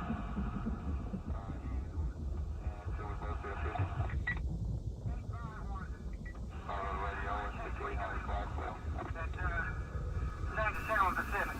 Out there, yes, clear. Loud and clear. In the suspicion. Pacific. 4423 live, we'll get the mobile station. On the cut. C7? Yes, ma'am, we'll be clear, and 233 will be clear on the N4 E Edward, and so we'll both be a 50. 224, I was going out there. 233 will be clear on the N4 and so we'll both be a 50.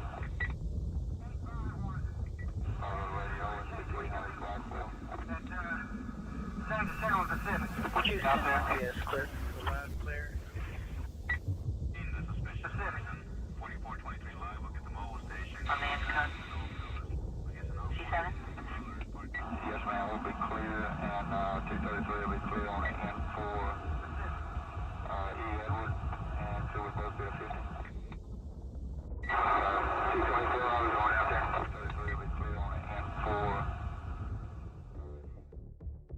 I'm back, everyone. Sorry about that. All right, okay.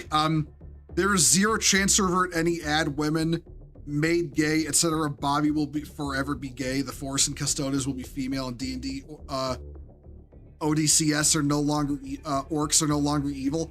Okay, Piotresk 4599. First of all, I disagree.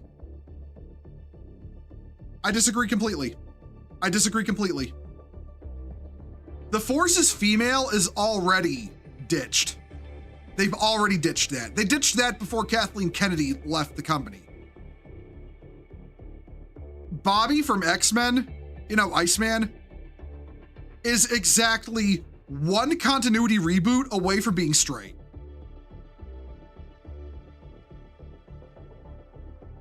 And by the way, that is the same with D&D. That is the same with D&D. D&D is one new edition away from undoing any of that. Especially because D&D is fucking flopping right now, super hard. Peter, okay, Peter. When it comes to the female Custodes thing, you think GW wouldn't retcon that? You think they wouldn't cut it back out?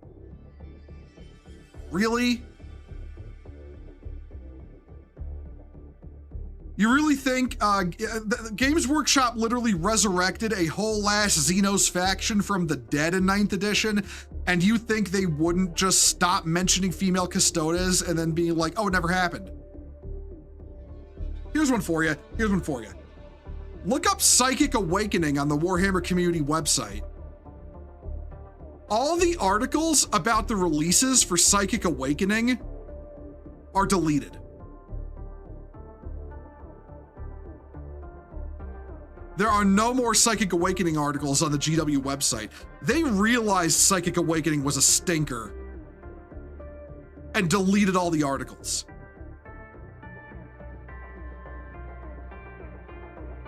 All right, we got an ad coming up in a minute. So you know what? That's the time I'm going to take to, actually, no. You know what? Okay.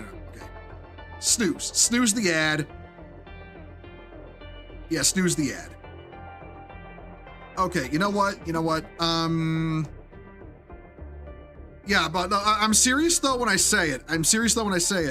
Games Workshop is going to get rid of female Custodes. It is just a matter of time. Okay. You know what? I'm gonna raid onto the paunches. So hold on, everyone. The pontificate. There we go. All right, everyone. Thank you for coming to watch today. I will catch you all next week on Tuesday. I don't know what the fuck I'm doing. I will figure that out. Wait, is he streaming? Yeah, he's streaming. Okay. I will figure that out when the time comes. Hope you all have a good evening, everyone, or good rest of your day. Take care. Yeah, and later.